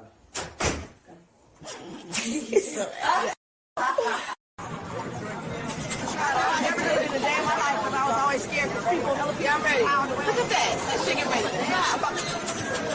Oh, yeah, baby. Oh, man. I got you. I'm sorry, Mama. That's all right. The next... I'm respectful to people. I'm just happy to be here and congratulate you and be a part of this family. Okay. You know, You wasn't saying that when we was broke. No, I'm swearing. I'm just joking. We was right. What you mean? I'm lying. I'm really lying. Ronique was a rider. Ronique, I stayed at Ronique's house a couple of nights. I ain't gonna lie. Come on, man. I said a couple. I ain't no punk ass. I said what I said. Straight up. It's over. Only time it's gonna be a problem is if you make a problem with me. I'm nice and I'm cool. Like I'm good. Jay is nobody. He's nobody. Over and over and over and over again. Wow. He looks like he's ready to Bentley me out. I think y'all cheated me. I stole 100 bucks and y'all didn't still give me no tickets. I think y'all cheated me. I didn't get you points and one of them was them you. I don't like this game. I like this game. I'm not with it. Why are you so bad, huh? What's wrong with you? You don't bite everybody? You don't like nobody but your mother? Most people, when they want to see their mother, they can pick up the phone and they can dial it. But, you know, I got to go see mines in prison. But that's okay, because I won't do this again. I don't want people all over the world reading about me, Keyshia. The truth is they can't hear you. Gotcha. That's you get. Beat them down, all that. Now they can hear you. Me and Manny got mics on. What? With the CIA. No, but I'm through. Nah, you ain't gonna get you in trouble. You gonna be out in 2 months anyway. This won't be out until you get out anyway. Yeah. You better not go back though, because then they gonna kick you.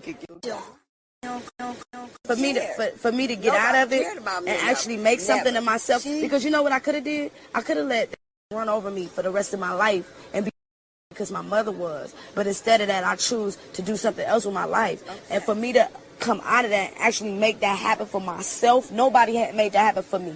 Mandy came aboard and he helped me, but nobody made that happen for me. Listen, and at the same time, right there, you said Manny came aboard. Ain't nobody came aboard and helped me. Man, you lying. You goddamn lying. When I tried to take you out of that and help you, you were doing it your way, Keyshia. Nah, man, I wasn't ready when it was your turn. I had to do it for myself.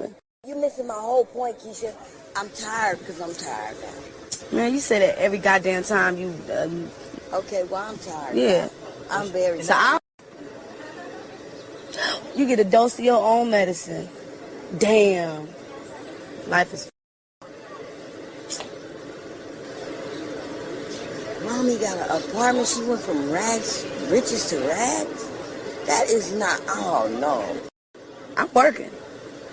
I'm trying to make sure I'm all right because you didn't take care of me, so I got to take care of my kids, and I got to make sure that the kids in the family is taken care of. What kids? Where's Lyric? Nephew. Lyric is at home.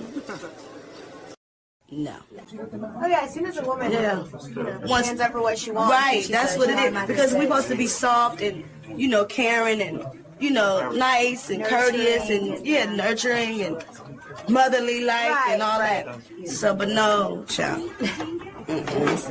The thing is, the things that they say to me are like, yeah, man, keep your head up, you know. We love you, you know. Congratulations, you know, things like that. It means a lot to me when I hear people say stuff like that to me, because it means that I've made accomplishments and I've actually stricken people, you know. So I felt real blessed. I was just happy. I was really happy. Puffy is like a character, you know. Got a lot of love for Puff, though. You got to love him because he got swagger and he handled his business. And at the end of the day, Puffy got it made. He acted crazy in the studio. You be making my eyes water, baby. You know you be making my eyes water. There you go. That Mr. Sensitivity out of me. You get out the shower. Okay. Who told you? You told me. You was good, huh? You just caught me. You was good. You made me explain what a publisher was. I'm not going to use it. I'm going to edit it out. Oh, that was cool. Yeah, that was good. Yeah. Give respect and get respect. Don't get it twisted. 7 biological brothers and sisters, I am aware of that, but I don't know them personally. No, I don't. That was another thing we promised each other if I got rich that I would find them all. And hopefully I still have God's blessing to actually accomplish that. but I haven't yet. What that got to do with the way it is? You can't change certain things. Sometimes you end up... Whose phone is it? Mine. You suck. He don't do because ultimately it's my image that's out there. And, you know, hung out. Can we get you right here and then can we get both you and Keyshia over there too? Can we take it with the big dude? Yeah. We're going to put you to the side for a minute so we can have her and Monica with the guy. Oh my goodness, the silver necky people. That wasn't his stuff. That wasn't his stuff. I don't believe that was his stuff. Yeah, I don't believe that. Oh, Momo.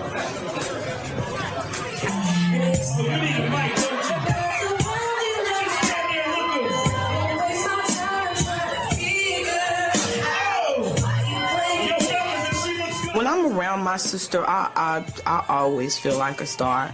She makes me feel that way, you know, 'cause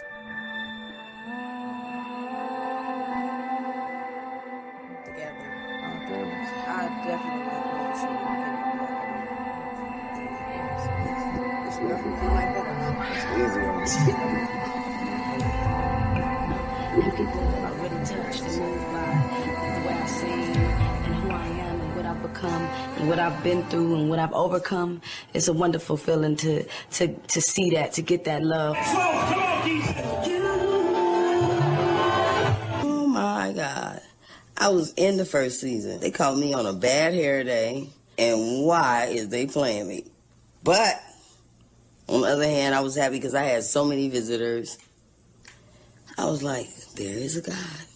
I did 3 years. What did I do? I was smoking like a broke stove. For real. So when you saw Keyshia and I guess those cameras were there, what was going through your head at that time? One CO came and he said, Lons, get up. You have a visitor. And I said, who? And I thought, who's going to come see me? Nobody know I'm here. Nobody care. That's what I was thinking. And then I looked out the back window and I saw Keyshia strutting her little tail through the parking lot. And I went, oh my God. Tell me what it was like to see yourself on TV. I wanted to throw a hammer through it. Well, if anybody saw the reality show, the first season, and they looked and they said, that's not her. That don't look like me. I was like, wow. I didn't want to watch it. No. I looked like that? Yes, I did. You know how the game slap you in the streets, beat you up? Been there, done that. Everybody, it's called a reality show. In a reality way, everybody know how you look when you toe up. Just toe up.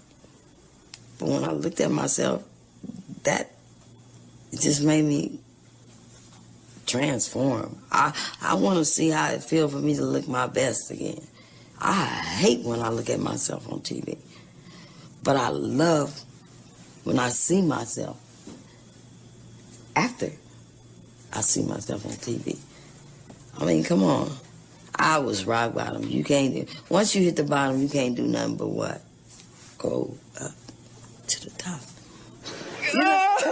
Stop crying. What are you crying for? Scary.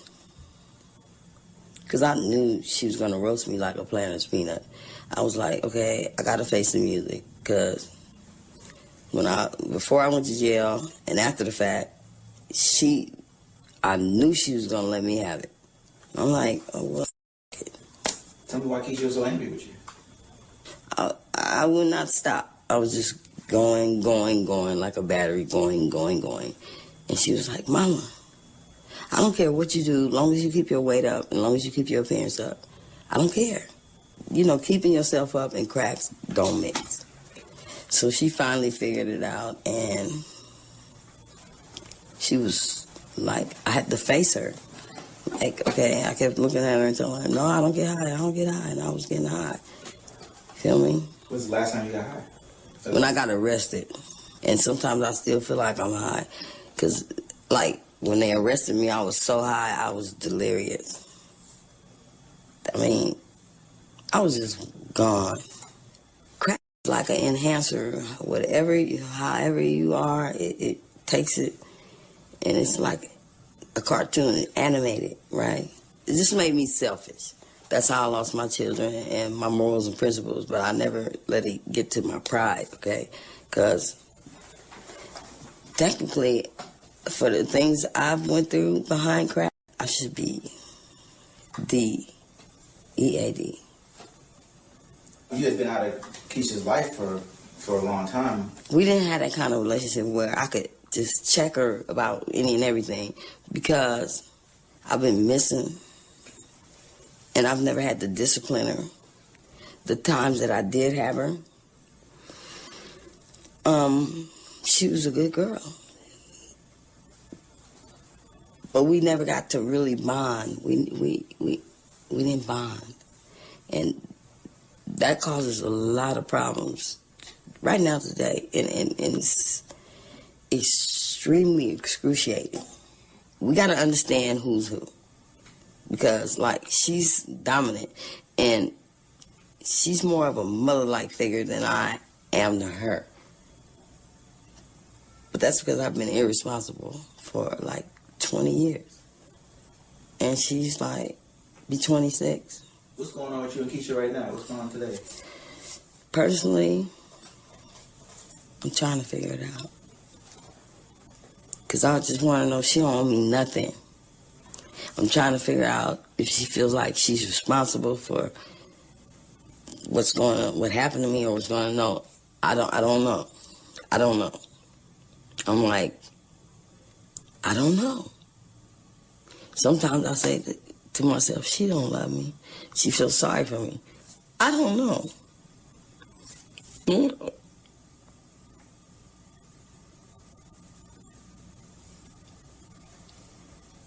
I don't know. Why is she angry with you today?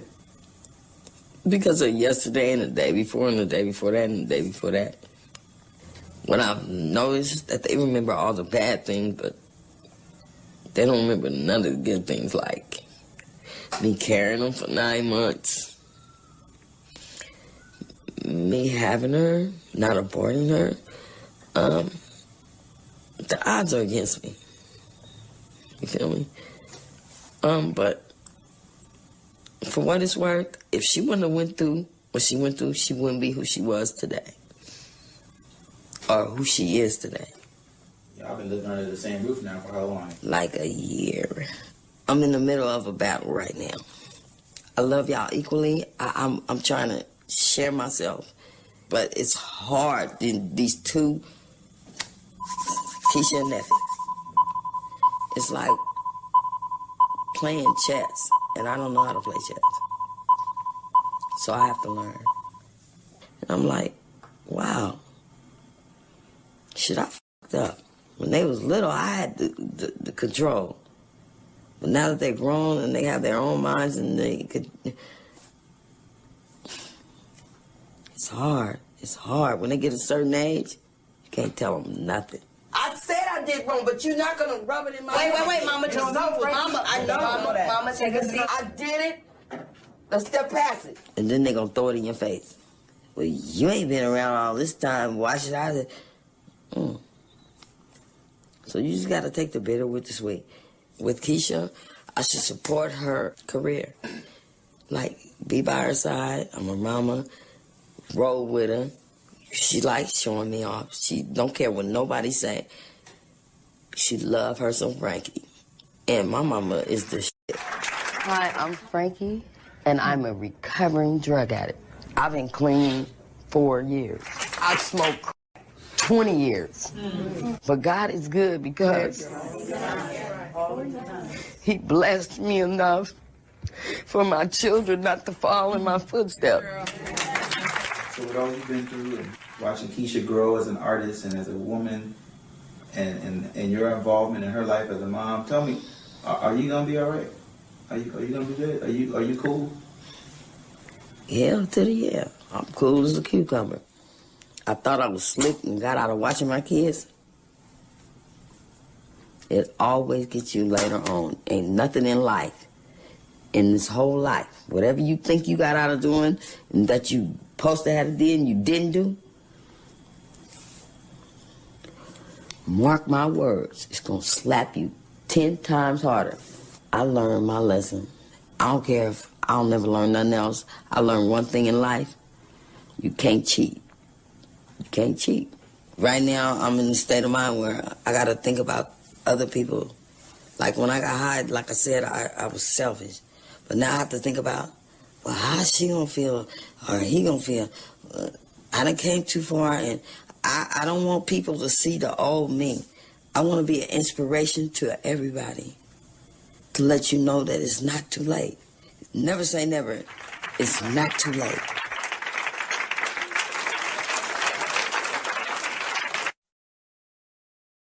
Y'all could just go get a DNA test and see what's up. I mean, it's either it is in it or it ain't. I was like, I don't really want to be let down. Like, I don't know about that. Like, you know what I'm saying? Like, I'm trying to record this album. I'm not trying to think about that. Take me out of what I'm trying to do and get accomplished. And then he was just like, I mean, it's just for, you know, when he met his father, he was saying he changed his name, you know. But he was just like, do it, man. Just do it. I got to get this off me, Keyshia. Come on, man. Just do it. Do it for me. Like, man. But I ended up doing it. But when I met him, I was like, yeah, he's definitely my father. Yeah, y'all resemble. What? Yeah, y'all the same. Have a good day. How you doing, Miss Lady? Good? I'm chilling like a villain. Good? How you doing today? We at the Collective Renaissance Skill Power Generation Conference. And who do we have this evening?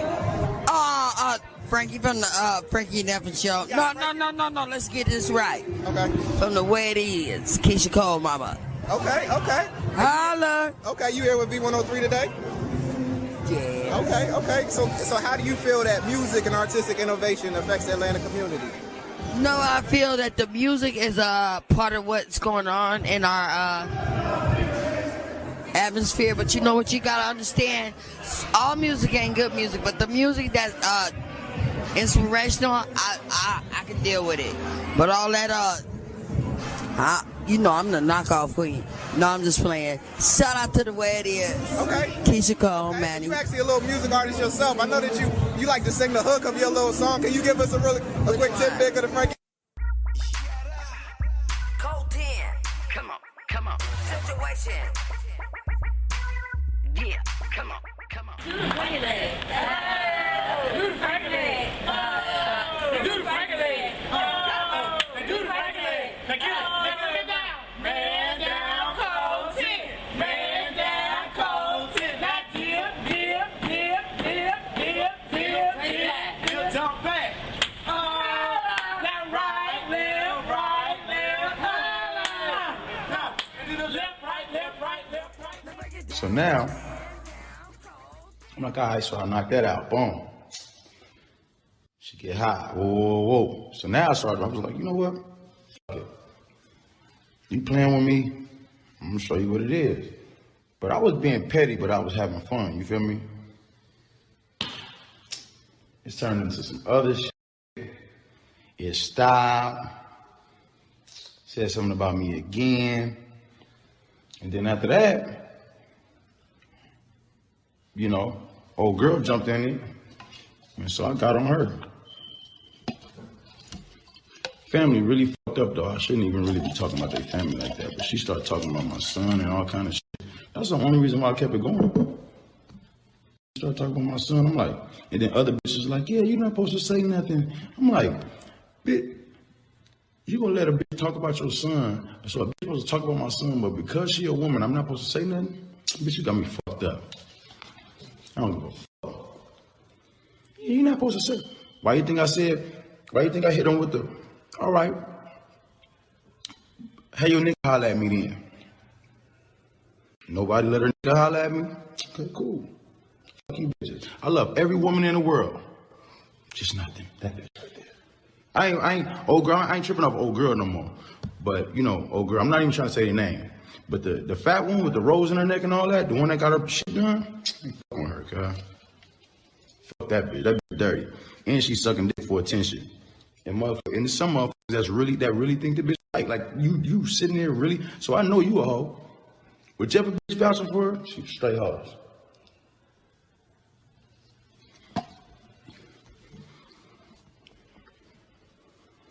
The homie tried to calm me down like, hey, come on, man, you chilling, man. Y'all do. I'm like, man, what you mean?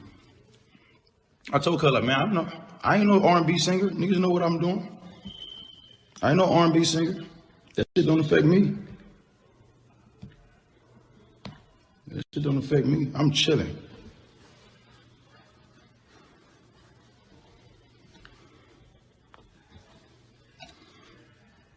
I made a lot of money off her mama, though. I'll tell you that for sure.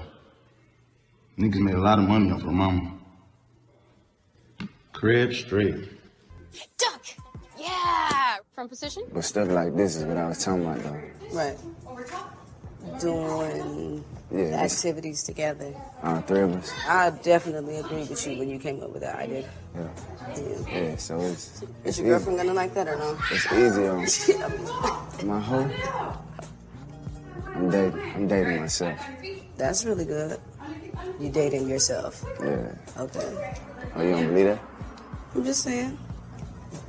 Speaking of that, he might need to come with you tonight because of, You gotta date yourself?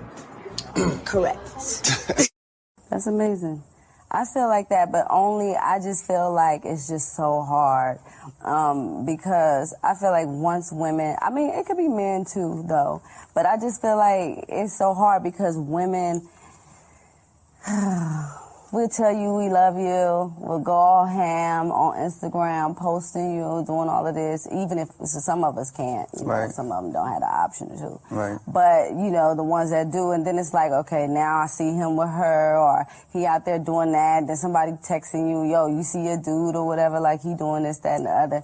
And so that's embarrassing. It's the embarrassing factor of it. Like, you can't even show your love these days for people. And I think that's why we've come to a point in, I feel like, in our culture where we decided to just be a savage. You know what I'm saying? Like, it just be like, okay, I might as well savage out because it's just like, I can't find no love. And then as soon as you try to put love into, you know, into the situation, it's like, all right, well, you know, he done moved on or then went on with this other chick. So it's like, what the hell am I going to do now? When you know met what I'm me, saying? I was almost there.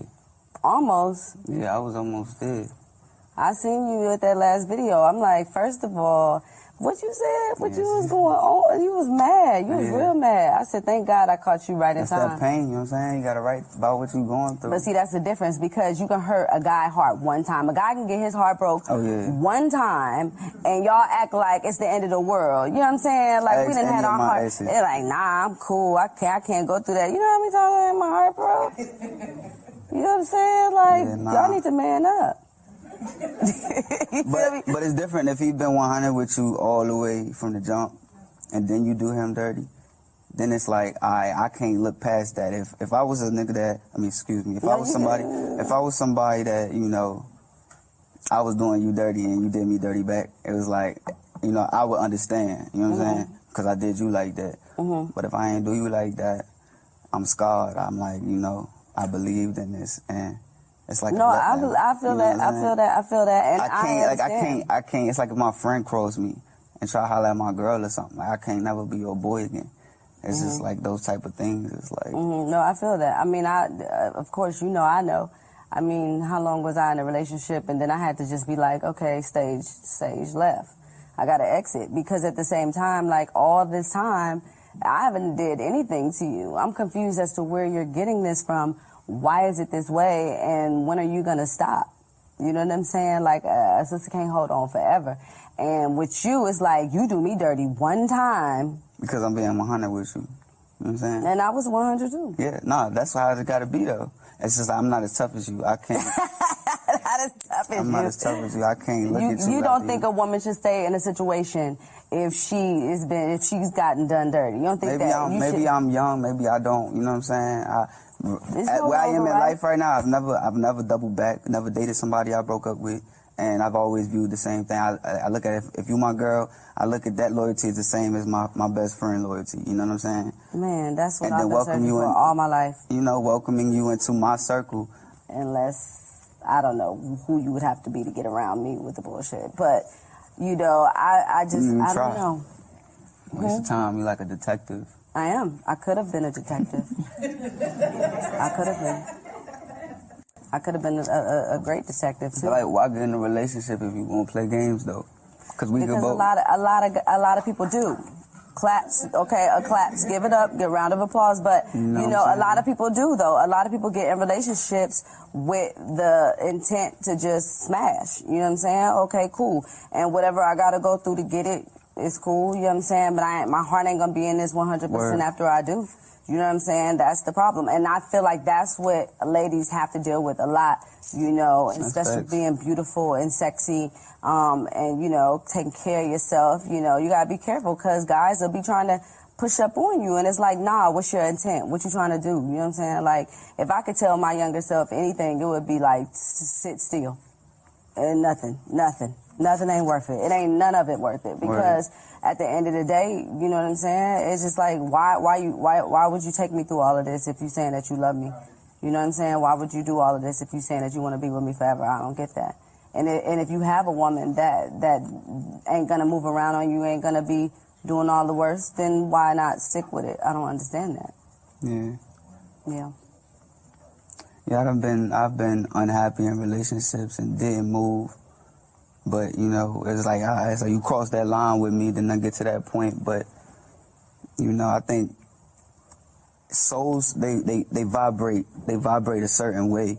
And so even if somebody is being 100% loyal to you, y'all souls just might be on different frequencies. You feel me? Right. And I feel like you won't feel it until you find something that does vibrate the same. And some people never find it. You know what I'm saying? That is so sad. Yeah, some people never found it. That's so sad. But, you know, hopefully you just find somebody that you can vibe with the most and, you know, be a partner in life. That's what I mean. I mean, you know, like, nobody's perfect. You know what I'm saying? Like I said before, the grass is not greener on the other side. It's always somebody, you know what I'm saying, you think it's better or whatever, but it's like, nah, I might as well. Somebody said, pick the best, no good nigga and just go home. You know what I'm saying? Like, somebody said that to me, and I just didn't agree with that. I'm like, no. You know what I'm saying? Like, nah, he the best of the worst. Like, nah, don't tell me that. I don't believe in that. You know what I'm saying? That's not what my heart say, because I know that's not who I am. So if I ain't like that, then I know it got to be somebody out there that's not like that. You know what I'm saying? But when you let a nigga hug you, that guy on the internet joking about selling your mama mother crap, that's when I got to take a step back. That's a no-go for me. You can't touch me. You can't breathe on me. You can't. I don't give a about what none of y'all got to say. Don't touch me if you brag about or laugh about selling mama the birthers. The reason why y'all got Keyshia is because Frankie didn't give up. Let's be clear about this. Frankie got 7 children. Okay. She ain't got 1. I've been calling you. I miss him. I miss my kid. You're doing too much. You know, chill out. Bring it down, Neffy. Like, seriously. The salt intensifies the alcohol. Believe me, I know. Who's this? Centipede. Nintendo. Grab that. Here, put your phone in here, baby.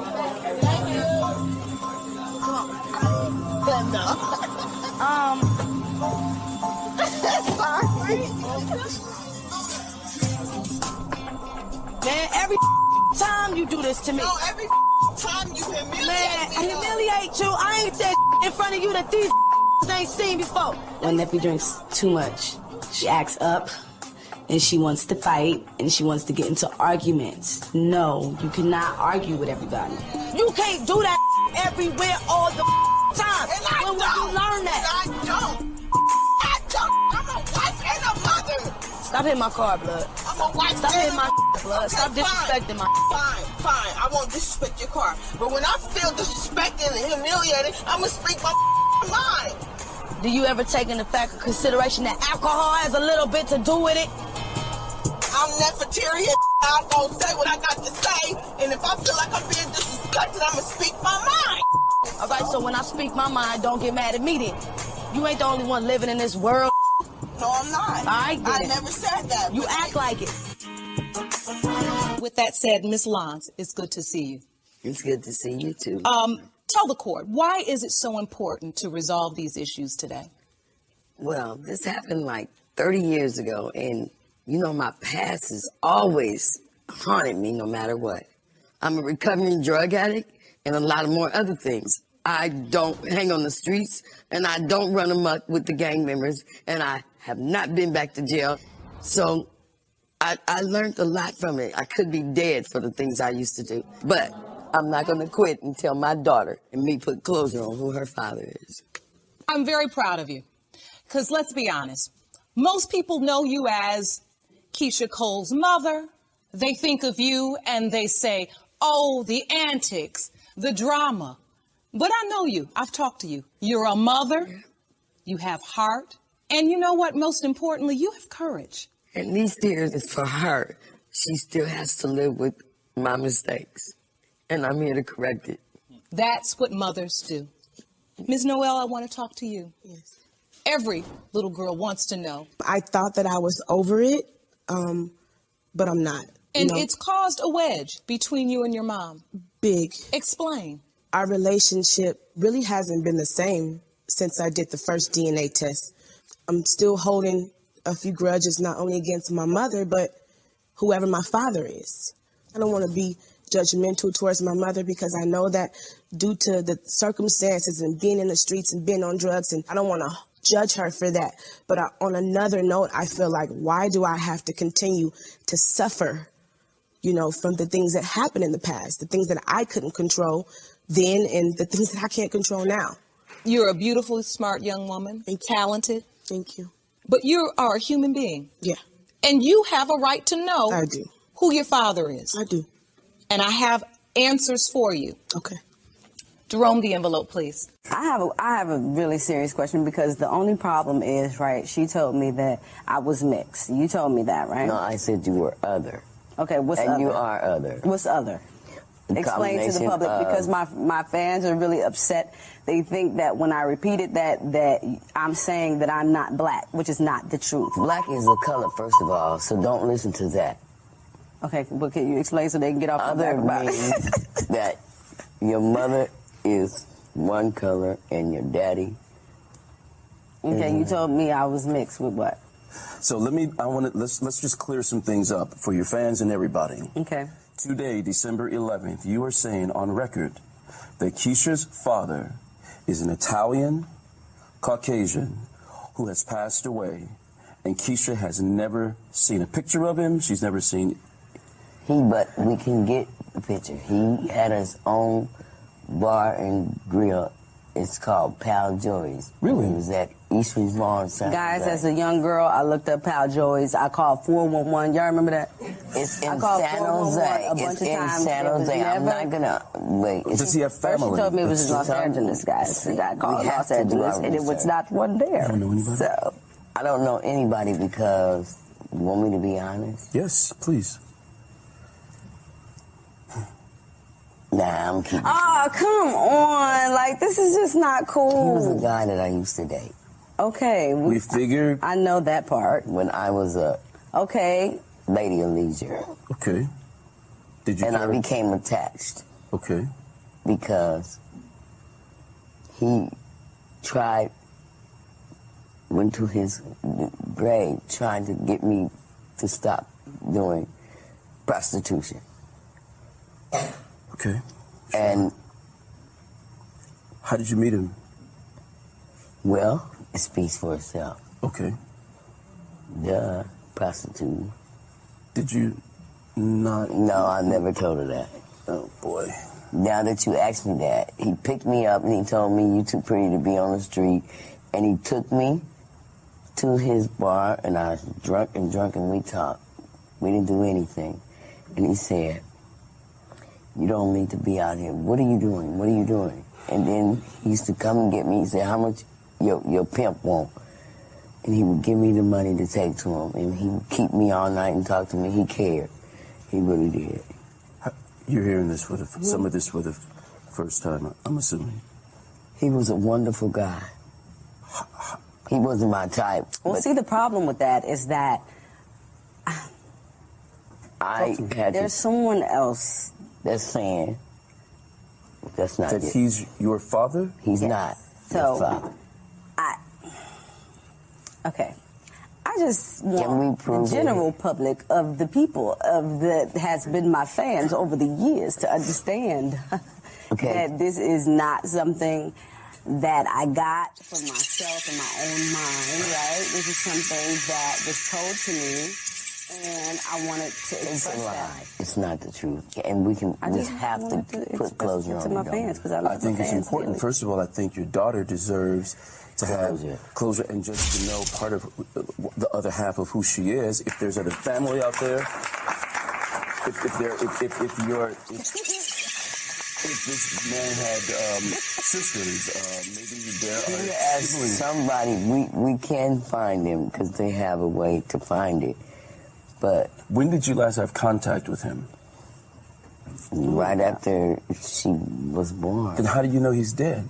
Because it was told to me by some prostitutes when I went back, and she's dead, one of the ones he did date. She said, well, he died of alcoholism. He did. He had cirrhosis of the liver. He just didn't want to give you no more money. No, it's just joking. Okay, that was I gotta get her right. right. Somebody give her a standing ovation. But yeah, he's passed. And wow, okay, this is a lot. Yeah, we need 3 hours. And then he was much older than me. If he was alive today, he would be in his hundreds. Okay. Man down. Okay. Shut up. No, I'm in. Like, all right, but we have to close this up. So give your closing thoughts because I can't. This is not gonna work. He would be in his hundreds. I'm going on 60. Okay. And he was. We got. We got 60 plus 40, and that's 100. I want to continue talking with you, but let me just say this for the general. I just wanted to let everybody know out there in TV land. But how do you feel? This is you hearing some things for the first time. Some things you have conflicting ideas because I get the feeling that you don't necessarily agree or believe everything that your mom is saying. I mean, I don't know. I don't know. Can you have the? Is it so? We're going to walk away from here, and you two are going to go do what's necessary for the DNA test. And I would encourage anybody out there in your studio audience, not just the studio audience, but the people out there in the world, if we're talking about bringing families together, let's build on a solid foundation, the truth. Nothing is going to work without the truth. It is all lies, and it's built on sand, and it won't work. It will lead you to alcoholism. It'll lead you to drugs. It'll lead you to lies after lies, personality disorders, all sorts of disorders, and it doesn't work. And nobody deserves that. Children don't deserve the hurt. Parents don't deserve the guilt they feel from the hurt that sometimes they had difficulty causing. Okay. Excuse me. That's the appropriate way to do it. But we might need to come back next week. Special thanks to Pete Cole, because he has been filled in as her daddy, and I'm sure her adopted father. Yeah, Pete Cole. He is the bomb. Everybody shout out to Pete Cole. Yeah, for sure. My dad. And Yvonne Cole. My dad worked. I never. Yeah. Thank God. Yes. And I always say this. You know, my dad worked, and I never was abused. I never was touched by, you know, my family. So I mean, that's a blessing, you know, and I just walk away with my blessings and count them. You know what I mean? Because a lot of things happen to children out there that are in foster care, that are adopted, that are in group homes, or that are in a home with the mom and dad intact. Well, you don't have to worry about that because it didn't happen with me. It didn't? A mom and dad? It didn't happen to you, but it happened to you. My dad was in and out. Yeah, but then what you saw what I'm saying is you saw the abuse. It was an intact. Well, I'm just trying to figure out this trauma because I don't understand. I'm traumatized. Where it's coming from. That is really what I wanted to get to the bottom line of today. From the abuse of her family. But, okay. You can't see how children watching abuse happen, physical and sexual abuse, and knowing that it's happening when they're children, you can't see how they could carry that and then develop some sort of... The reason why I'm saying what I'm saying, right, is because me and my cousin was talking about this the other day. Okay. And when we were coming up, especially my adopted cousin, right, we were talking about how your parents used to say, get your ass in the room and mind your business, stay out of grown folk business. I don't know. I've never had this discussion with my mother about was she not told to go mind her business, or was she sitting there watching all of this kind of stuff? Watching. And she's never discussed this with me. Every time I want to talk about it, it's like, she doesn't want to talk about it. So that's my thing. I don't know where this trauma came from. So I don't. The home. Well, I'll tell you something, and I believe this. That moment that we had when you first came out, and I said, what did that trauma do to you? You all saw it and you heard it. And she said, I hurt me. Mm-hmm. I abused me. I did. That was, I can feel that. And that's the truth. And that's where you start to build your life. And that's where you start to build the bridge to your children. Okay, before we get out of here, I want to ask one more question, right? Is it possible for her to get herself together, right? Figure out what's going on with her internally and try to, not to say like fix what has happened with her other children, but kind of like reason with them in their anger and deal with that? Because I feel like a lot of times what happens is when my sisters and brothers get angry about what they've experienced, she said, y'all trying to blame me for this, and this is something that I didn't, and to me, I want my mother to get strong enough, right, to where she can deal with that, because it's a lot of angry children that she had, that are dealing with things, and I can't be what she can be to them. And clearly we found that out, the hard way. So my thing is, before, like you said, before me and my sisters and brothers can get back cool again and build that relationship, they have to respect their mother. Okay. Bottom line. Okay. This is, wow. Gotcha. Okay. This, baby. Baby? Yeah. Once they are grown and everything has been unresolved, you no longer get to demand that kind of respect. It really is earned.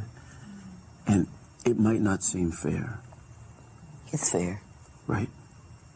No, it's not. I know, because that's how you feel, and I respect that too. When that happens, grown people, unlike children, say, you know what, I need a minute, I need a break. And we come back another day. This is why it is important that you must do the intrapsychic, the internal work, where you are abusing yourself. You now must learn to do the work to forgive yourself, all of that, and bring yourself whole. It is a process. Now, the fantasy, it's not going to be what it could have been, because that time is come and gone. So, Keyshia, none of us get to choose, well, this is how we want it to be. We have to accept what is. But that doesn't mean that you don't stop doing the work, because you need to do that for you, right? Getting yourself to that place is for you. She gets to be a part of the reward in your other 6 children, but it's about you. I don't believe I'm going to say this. God wants you to be whole. Okay, but watch this. I want me and my family to be whole as a family. Okay, that's true, but we got to get you there first. Well, how long do you think that's going to take? I just started right here and now. Okay. Well, then. Thanks to you. There we go. Okay. I heard it. Just make believe.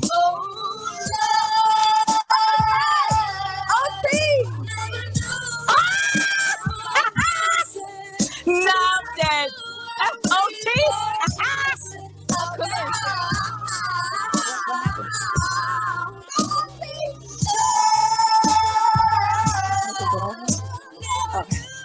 I'm dead. I'm learning a lot. I'm learning, and you would think that I would know way more about being in this business and how fake this industry is. Oh my God.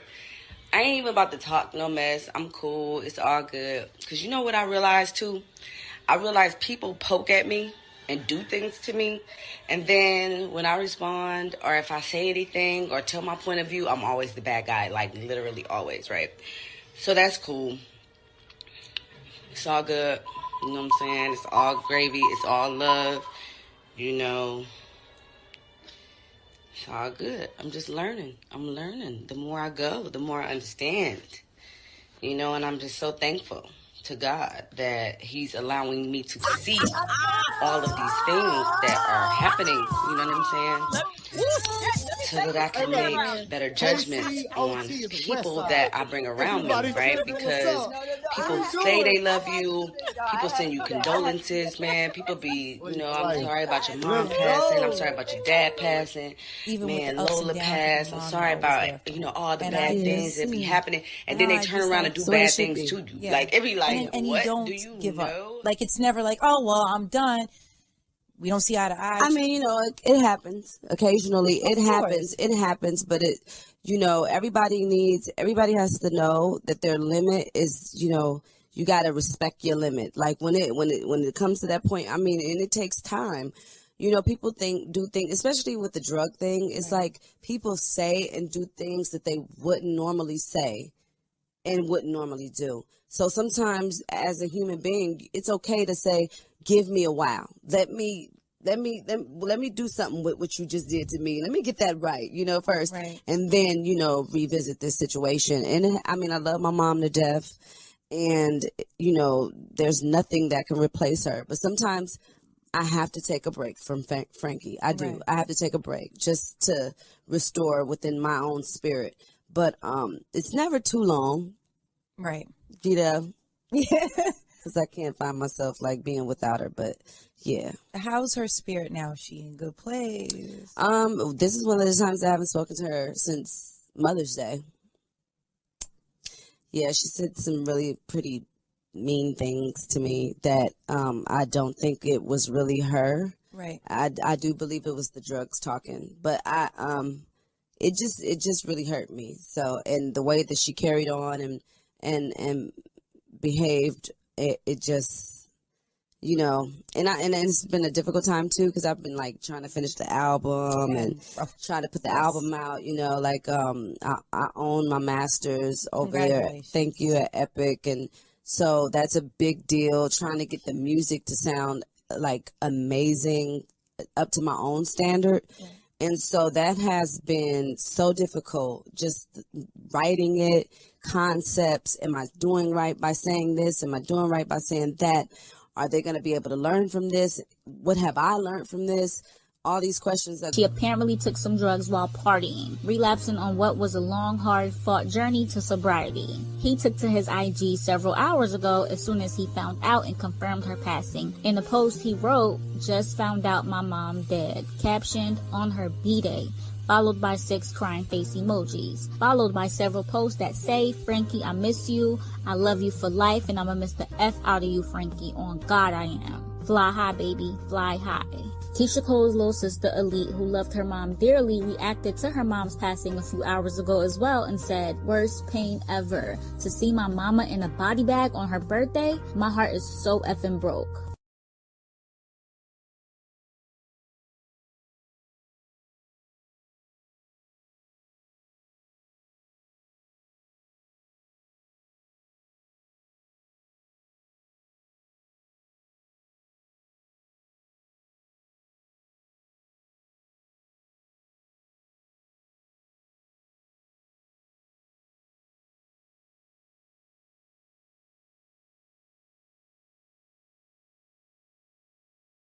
I've been going to church, so I need everybody to keep me in their prayers.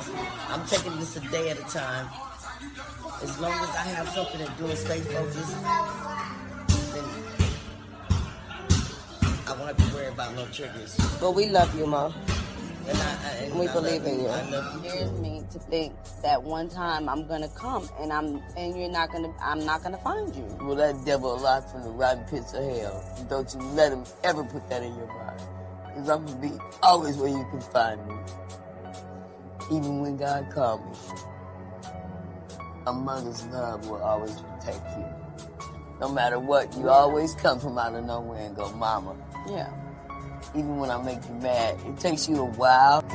Yeah, no, that last thing really, I mean, when you say really mean things to me, though, like, it really does make me it's feel not away. coming from me. I say things out of and anger. then when I cry, she said, "Look at her crying." Shut up. Like, No, but every week you came and saw me, every visit day. I mean, you made sure everything was okay. You know, I was just being because it's hard when you treat people so. Watch this. Let me give you the ingredients to this relationship. Love comes off. Put that in your cake and bake it.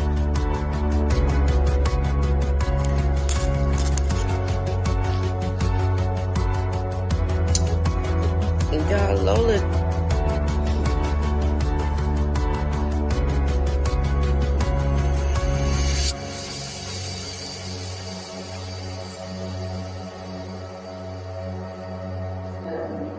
I could imagine my kid having to gender the without protection.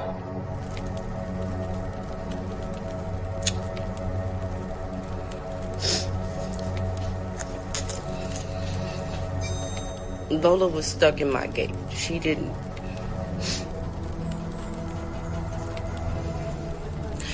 I don't even know when she died. She's just stuck in the gate.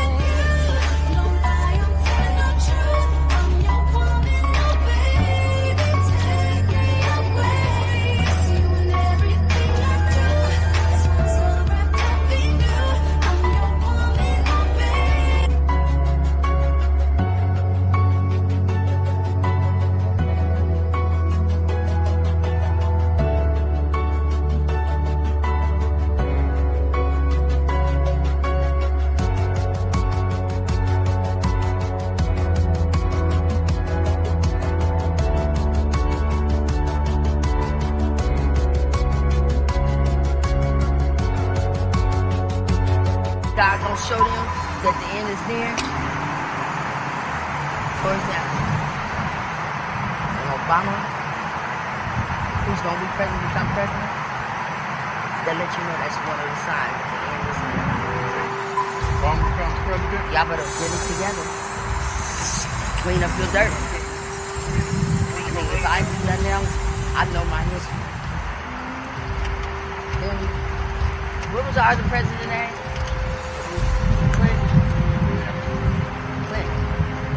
Obama. Feel me? Clinton. Feel me?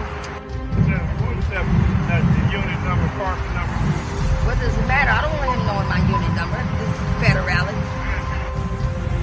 God forgive me, but don't give this man my unit number. Because he's going to watch out and try to make sure that I'll be visible for the next 6 months. Absolutely not. Won't be able to do it.